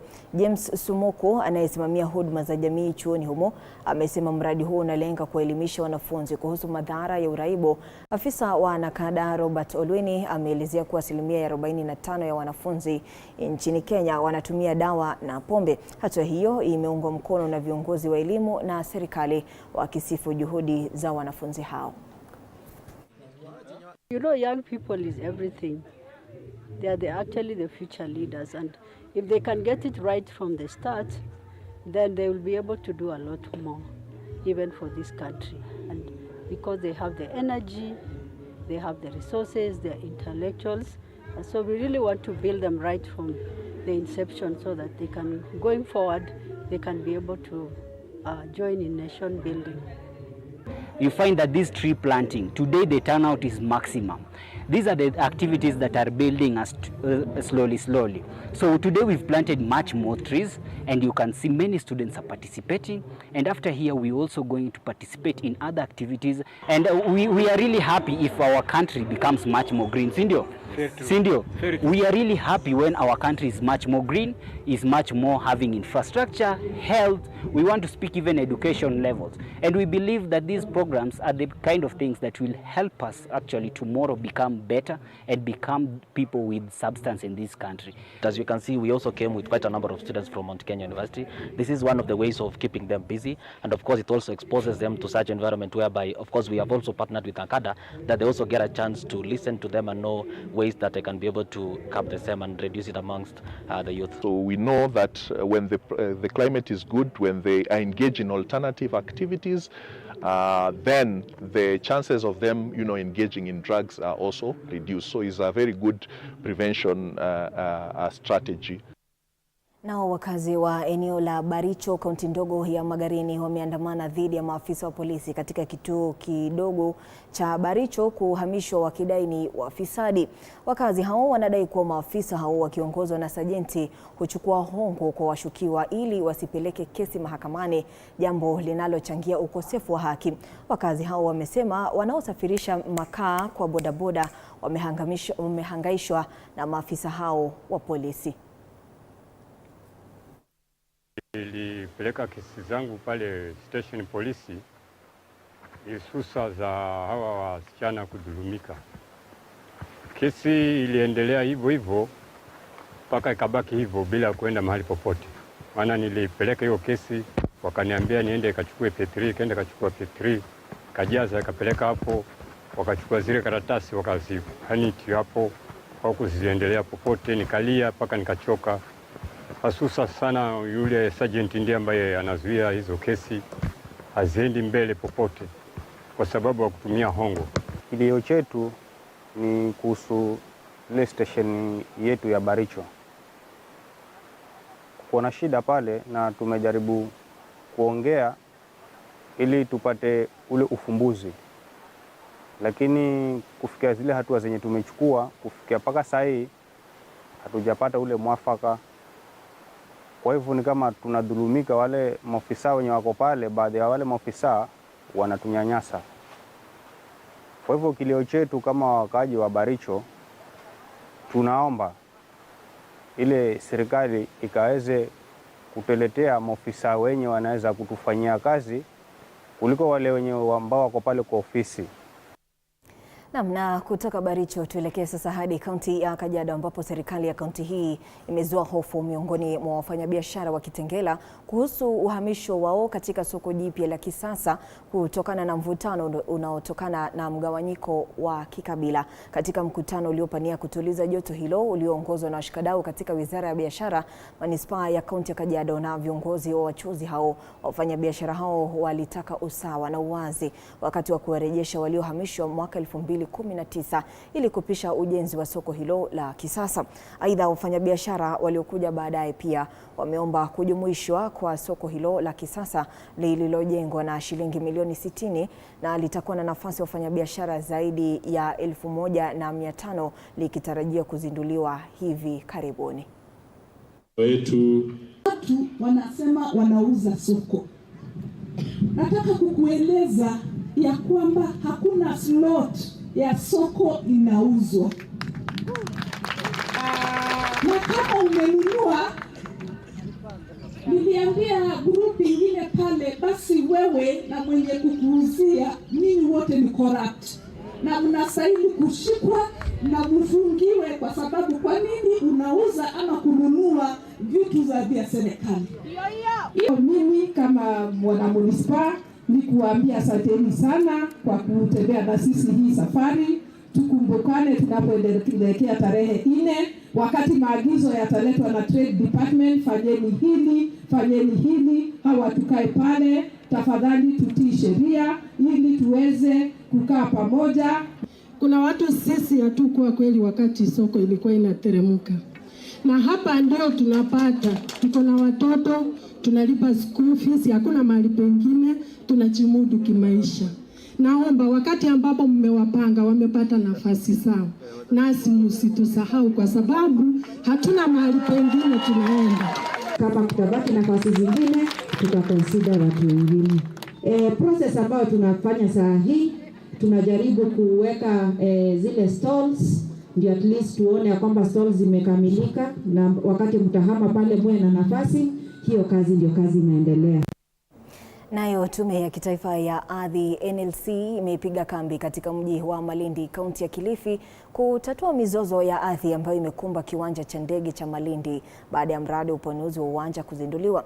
Mwenyekiti wa Tume ya Kitaifa ya Ardhi Gashum Otachi akiandamana na naibu mwenyekiti wake Gertrude Nguku walikutana na watu wanaodai kumiliki ardhi hiyo, maskota na maafisa wa mamlaka viwanja vya ndege vya Kenya KAA kutafuta suluhisho. Aidha, tume hiyo imeahidi kutathmini vyeti vya ardhi na baadaye kutoa fidia kwa waathiriwa halali. We are going in a systematic way, and we are working closely with KAA and the ministry in terms of the availability of funds. And after we've done the evaluations, then we deal with the first phase and complete, and then move on to the second phase. So let me not give timelines now, but I think there is a keen desire to really conclude the exercise of compensation. I've actually not dealt with the valuations at all for the land, at all. So it's in the course of this engagement that we will determine which titles actually should be compensated and what is the value. The reason why we had to have this inquiry is because it is the mandate of NLC to ensure that we verify those who claim, and maybe they did not have a chance to submit their documents. Some of them went to court before they came before us, and the court said they have to come before us.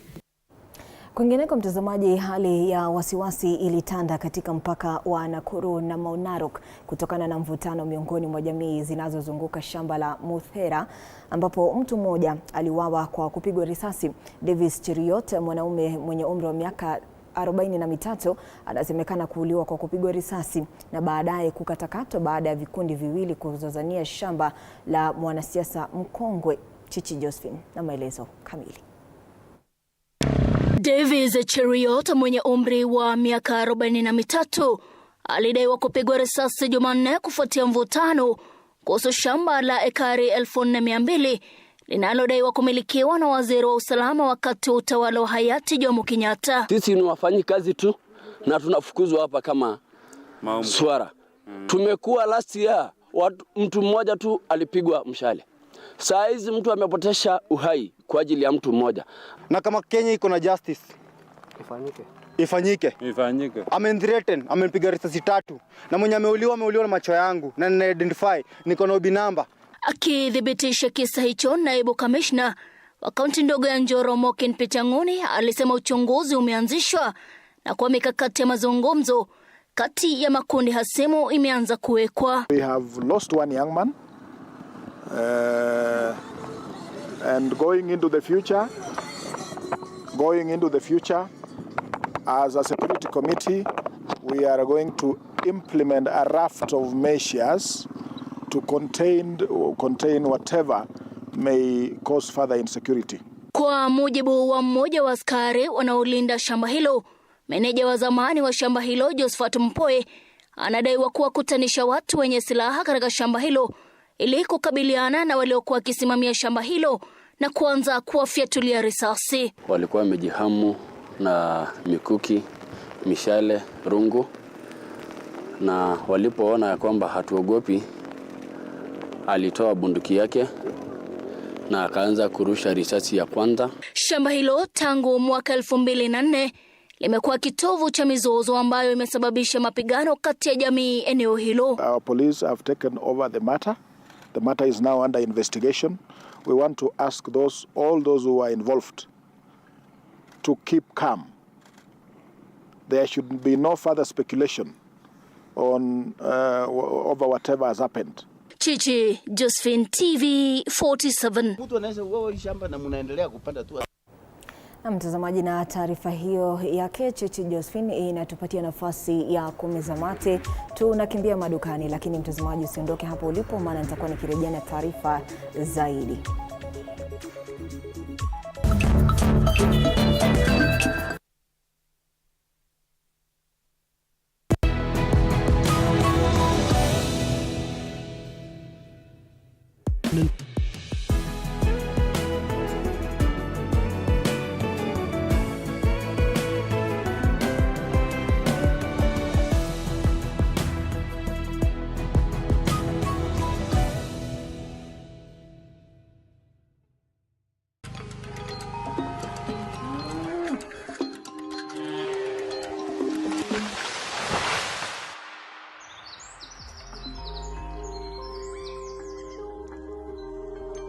Our world is changing every day, and so should we, for the better. Each week, we tackle the big why, the question that should be on everyone's minds. Why isn't this fixed yet? Deforestation, global warming, and the adverse effects of climate change. The future isn't just something that we inherit, it's something that we create. Join us on The Green Fix as we tell the stories of those who refuse to give up.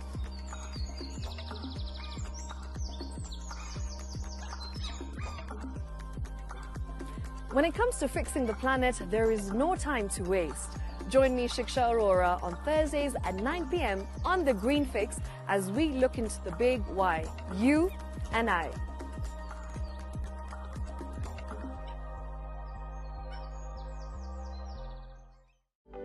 For comprehensive information and education on your health, Body Garage is here. Don't allow anyone to pluck out your good tooth, as long as it is strong and stable. Cancer doesn't start today and you get the symptoms tomorrow. By the time you pick it or the time it is manifesting in you, probably will be there about 5 to 10 years. The eye is the window to the rest of the body. Don't forget to stay.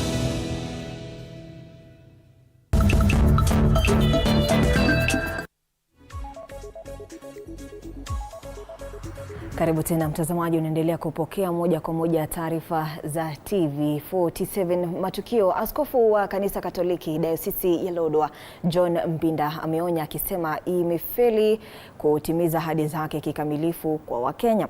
Askofu Mpinda anaeleza kuwa wakati huu Kenya haina upinzani na huenda bunge likapuuza wananchi na kuingiliwa kwa idara ya mahakama.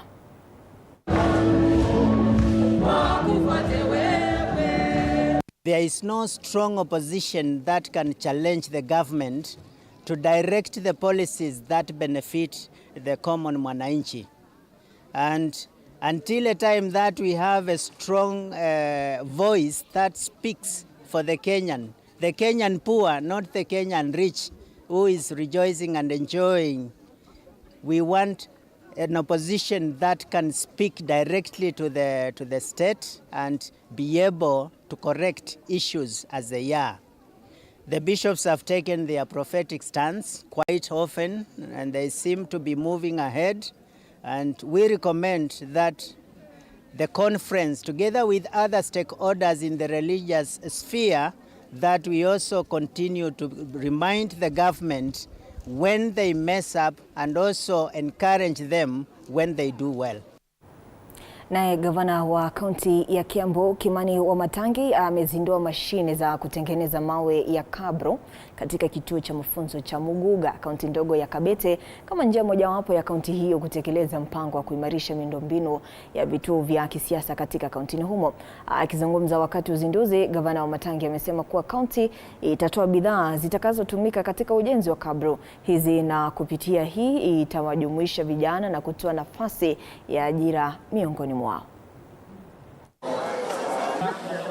Mkichapa kibarua huko wakati tunatengeneza barabara, kwa vile tunatengeneza, mnakuwa mnalipwa wakati hiyo kazi ya kulei hiyo kebro nyinyi mtakuwa mnaweka kwa barabara. So mtu akiwa kibarua, na hapo tutakuwa na vijana wengi kwa kazi. Almost I expect kwa hii sub county ya Kabete tunafaa kukuwa na vijana 200 kila siku wakiwa kazi. It will go a long way in improving the economic standards of our young people as we beautify our towns within Kiambu County, as well as diversify training. With these cabro making machines, we believe that most of those students will be able to do their practicals within the institution. We are very grateful for that. Then our student has also been trained on the operation of the machine. They are able to operate the machine and make the cabro making machines, and we believe they will also be engaged in the production. Muungano wa kitaifa wa biashara na viwanda vya Kenya KNCCI umetoa wito wa mashauriano kuhusu kupanda kwa ada za leseni za biashara katika kaunti mbalimbali. Muungano huu umelalamika kuwa ada zimekuwa zikiongezeka maradufu kila mwaka, na nyongeza hizi zinatekelezwa bila ushiriki wa umma unaohitajika kama ilivyoainishwa na sheria, na kuacha wamiliki wa biashara kutengwa. Mwenyekiti wa KNCCI Mugomati aidha amesisitiza kuwa nyongeza hiyo ya ghafla ya ada ni ukiukaji wa sheria ya fedha ya kaunti ya mwaka 2019. Kila kinafanyika ni kuwa wakati unaandikiwa invoice ya permit ama license, wakati mwingine unakuta mwaka uliopita ulilipa 8,000. Wakati unajikuta invoice yako imeenda 14,000.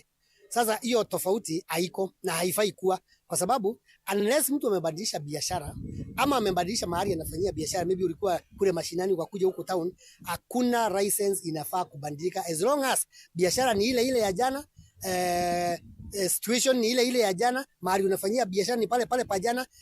The way Finance Act ilipita 2019 na vile ilikuwa amended 2020, njia hiyo ndio inafaa kuwa sheria inayotumika. Na baadhi ya zile mambo wameelezea, tumewahakikishia kuwa tutashirikiana na vitengo vyetu zote za usalama kuhakikisha kuwa usalama yao kama wafanyabiashara imezingatiwa. Tumeweza pia kuwajulisha kwamba tuna njia mbadala ya kuweza kusuluhisha kesi, kando na ile mfumo tunaelewa ya litigation au ya kuleta kesi kotini. Tuna mfumo ambao tunaita court annexed mediation, na tumeweza pia kuwajulisha kuhusu ile tunaita private mediation. Kwingine kwa mtazamaji, wakazi na wanafunzi wa shule ya upili ya wavulana ya Kakuyuni kaunti ya Kilifi wametoa wito kwa idara ya elimu kumpatia uhamisho wa lazima mwalimu mkuu wa shule hiyo Alphas Kaingo, wakiongozwa na mbunge wa Malindi Amina Mnyazi. Wakazi hao wamelalamikia kudorora kwa matokeo ya wanafunzi katika shule hiyo. Aidha, hali bovu ya shule hii imechangia kushuka kwa idadi ya wanafunzi kutoka 800 hadi 285. Haya yamejiri kwenye kikao cha kuwakabidhi wazazi hundi ya shilingi milioni 2 zilizopewa wananchi wa eneo hilo na Rais William Ruto mwaka jana. Hayo atayajibu. Yaani hii shule ilianza kitambo. Huko nyuma wengi walikuwa wanaenda university. Saa hizi watoto hawendi pahali popote. Wakitoka hapa ni mzigo tena kwa wazazi.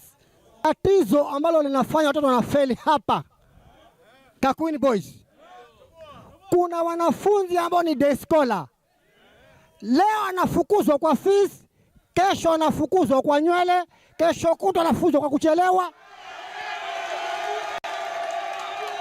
Mwanafunzi hasomi. Tumewasikia, tutafanya vile mnasema.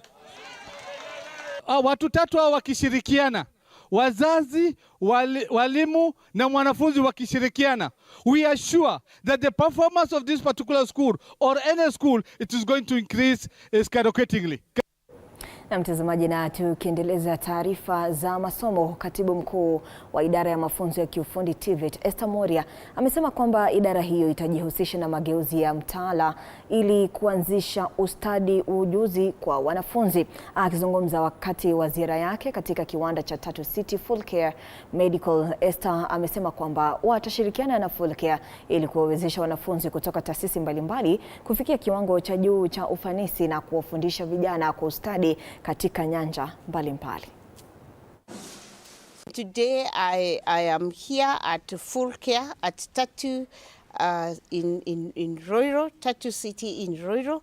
And what is happening here is that there is a full-fledged factory that is making a lot of garments for export across the world, and therefore we have come together. We are going to partner, especially because we in the State Department for TVET have got a lot of youth who need to be trained in a lot of skills.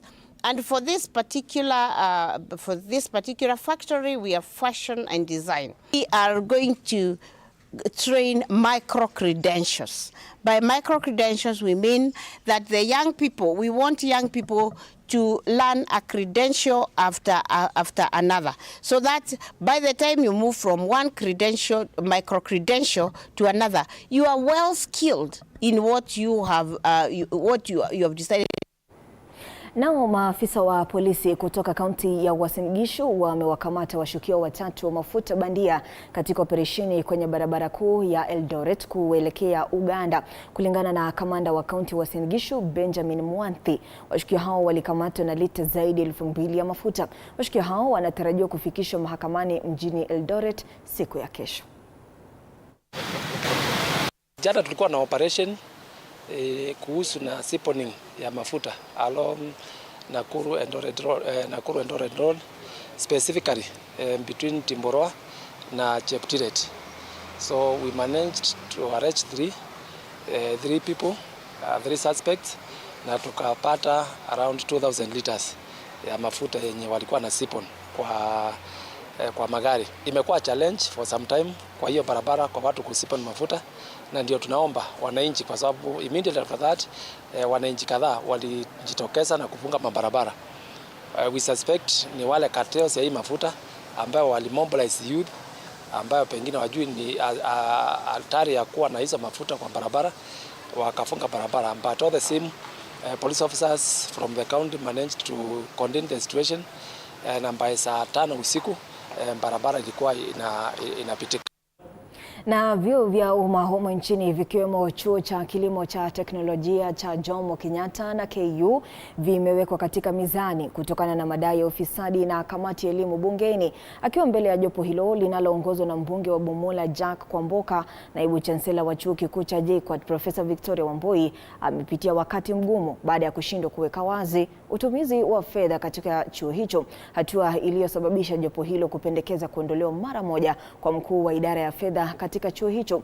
Wakati huo chuo cha Kenyatta ambacho kinakumbwa na mzozo wa uongozi kiliwasilisha manaibu chancellor wawili mbele ya kamati hiyo, hali iliyolazimu kamati hiyo kuwafukuza wote wawili.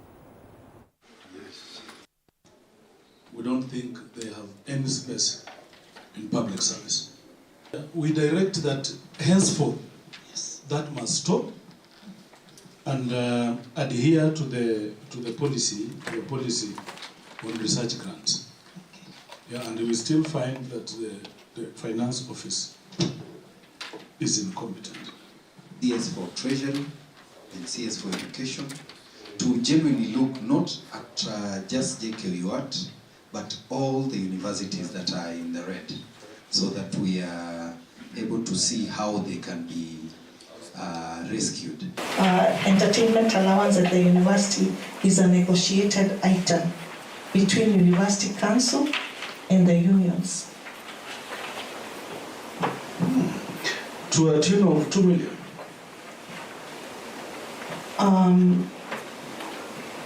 It is not everybody who gets it, Mr. Chairman, but those who are in the CBA get it, and it can be up to 2 million. Yes.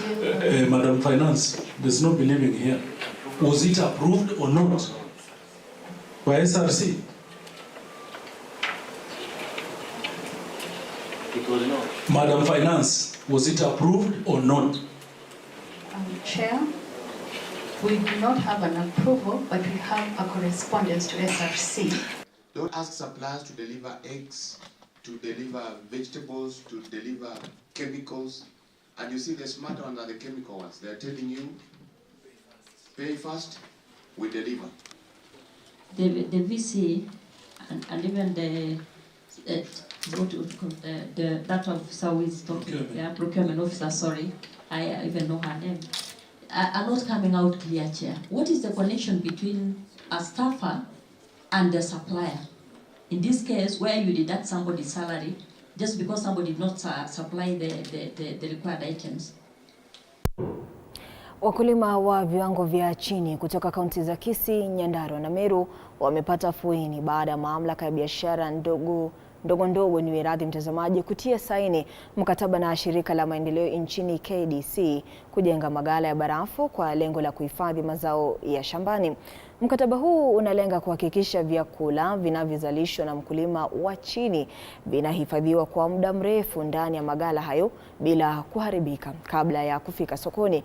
Mkataba huu unatiwa sahihi wakati wakulima wengi nchini wanaendelea kukadiria hasara ya mazao yao mashambani kutokana na ukosefu wa mbinu mwafaka ya uhifadhi bora wa bidhaa za shambani. Corporation is a developmental financial institution fully owned by the government of Kenya. We are a limited liability company. Our shareholder is the National Treasury. So I think this day for us has been important, and why we wanted to participate in this event is to ensure that we have a closed circuit within this operationalization of the county aggregation industrial parks, where we not only have the suppliers and also the investors, but we also have the financials on the table. And equally, I'm happy to hear we also have off-takers of these products. So Kenya Development Corporation finances to allow the private sector take over the responsibility of operationalizing 3 cold storage facilities. And if I might go to history, this is an appreciation by the government that farmers need to be handheld right from production. You have seen the government providing SIMs. You've seen the government working with counties to support production downstream. You've seen the government working to improve the infrastructural capacity or capability of the players in the agricultural value chain to do business. And now we believe that the private sector should take this baton and take it forward. Mtazamaji, sasa tuangazie taarifa hii ambayo imezidi kugonga vichwa vya habari kuhusiana na usaili wa makamishna wa IEBC. Nataka tuvuke moja kwa moja hadi kaunti ya Taita Taveta. Tunaungana na mwanahabari wetu Julius Mariki akitupasha chenye wakazi wa eneo hili wanasema nini kuhusiana na shughuli hii ya kumsaka ambaye atajaza nafasi ya aliyekuwa mwenyekiti wa tume ya IEBC hayati Wafula Chebukati. Mariki, usukani kwako. Na shukrani sana Ruga Eval kutoka studioni, na leo hii ikiwa kwamba ni siku ya mwisho ya kusaili mwenyekiti wa tume ya IEBC, nitakuwa napata maoni ya wakazi katika kaunti ya Taita Taveta kuhusiana na mchakato huu mzima. Na bila kuchukua muda, pengine karibu sana kwenye TV47 Bwana Malusha, tueleze pengine kwa maoni yako unahisi vipi kati ya wale ambao tayari washapigwa msasa wameweza kusailiwa, maoni yako ni yapi? Ni nani ambaye ameonyesha pengine ana uwezo zaidi wa kuweza kuwa mwenyekiti? Kwa maoni yako, yale mapendekezo mapendekezo ambayo wanatoa yako namna gani kwa sekunde chache tu? Kwanza nafikiri ni vyema kuona kwamba ule mchakato mzima wa zile interview unafanywa wazi. Huko katika runinga watu wanauona. Ule ni uwazi wa hali ya juu sana. Na mimi ningetaka kusema kwamba wote wameonyesha uweledi, wanajieleza vizuri, lakini nimefurahia kama Bi Joy Brenda ameonyesha kwamba anasema wazi kwamba ile kuweka Mungu mbele. Manake wenyekiti huu uko na challenges zake. Si rahisi, watu wengine wamekuwa wakiogopa, lakini nilipendelea vile alivyosema kwamba katika kazi yake, katika utenda kazi wake yeye ataweka Mungu mbele na atasimama na msimamo akijua anatenda haki kwa Wakenya. Kwa hivyo nimefurahia hiyo sana.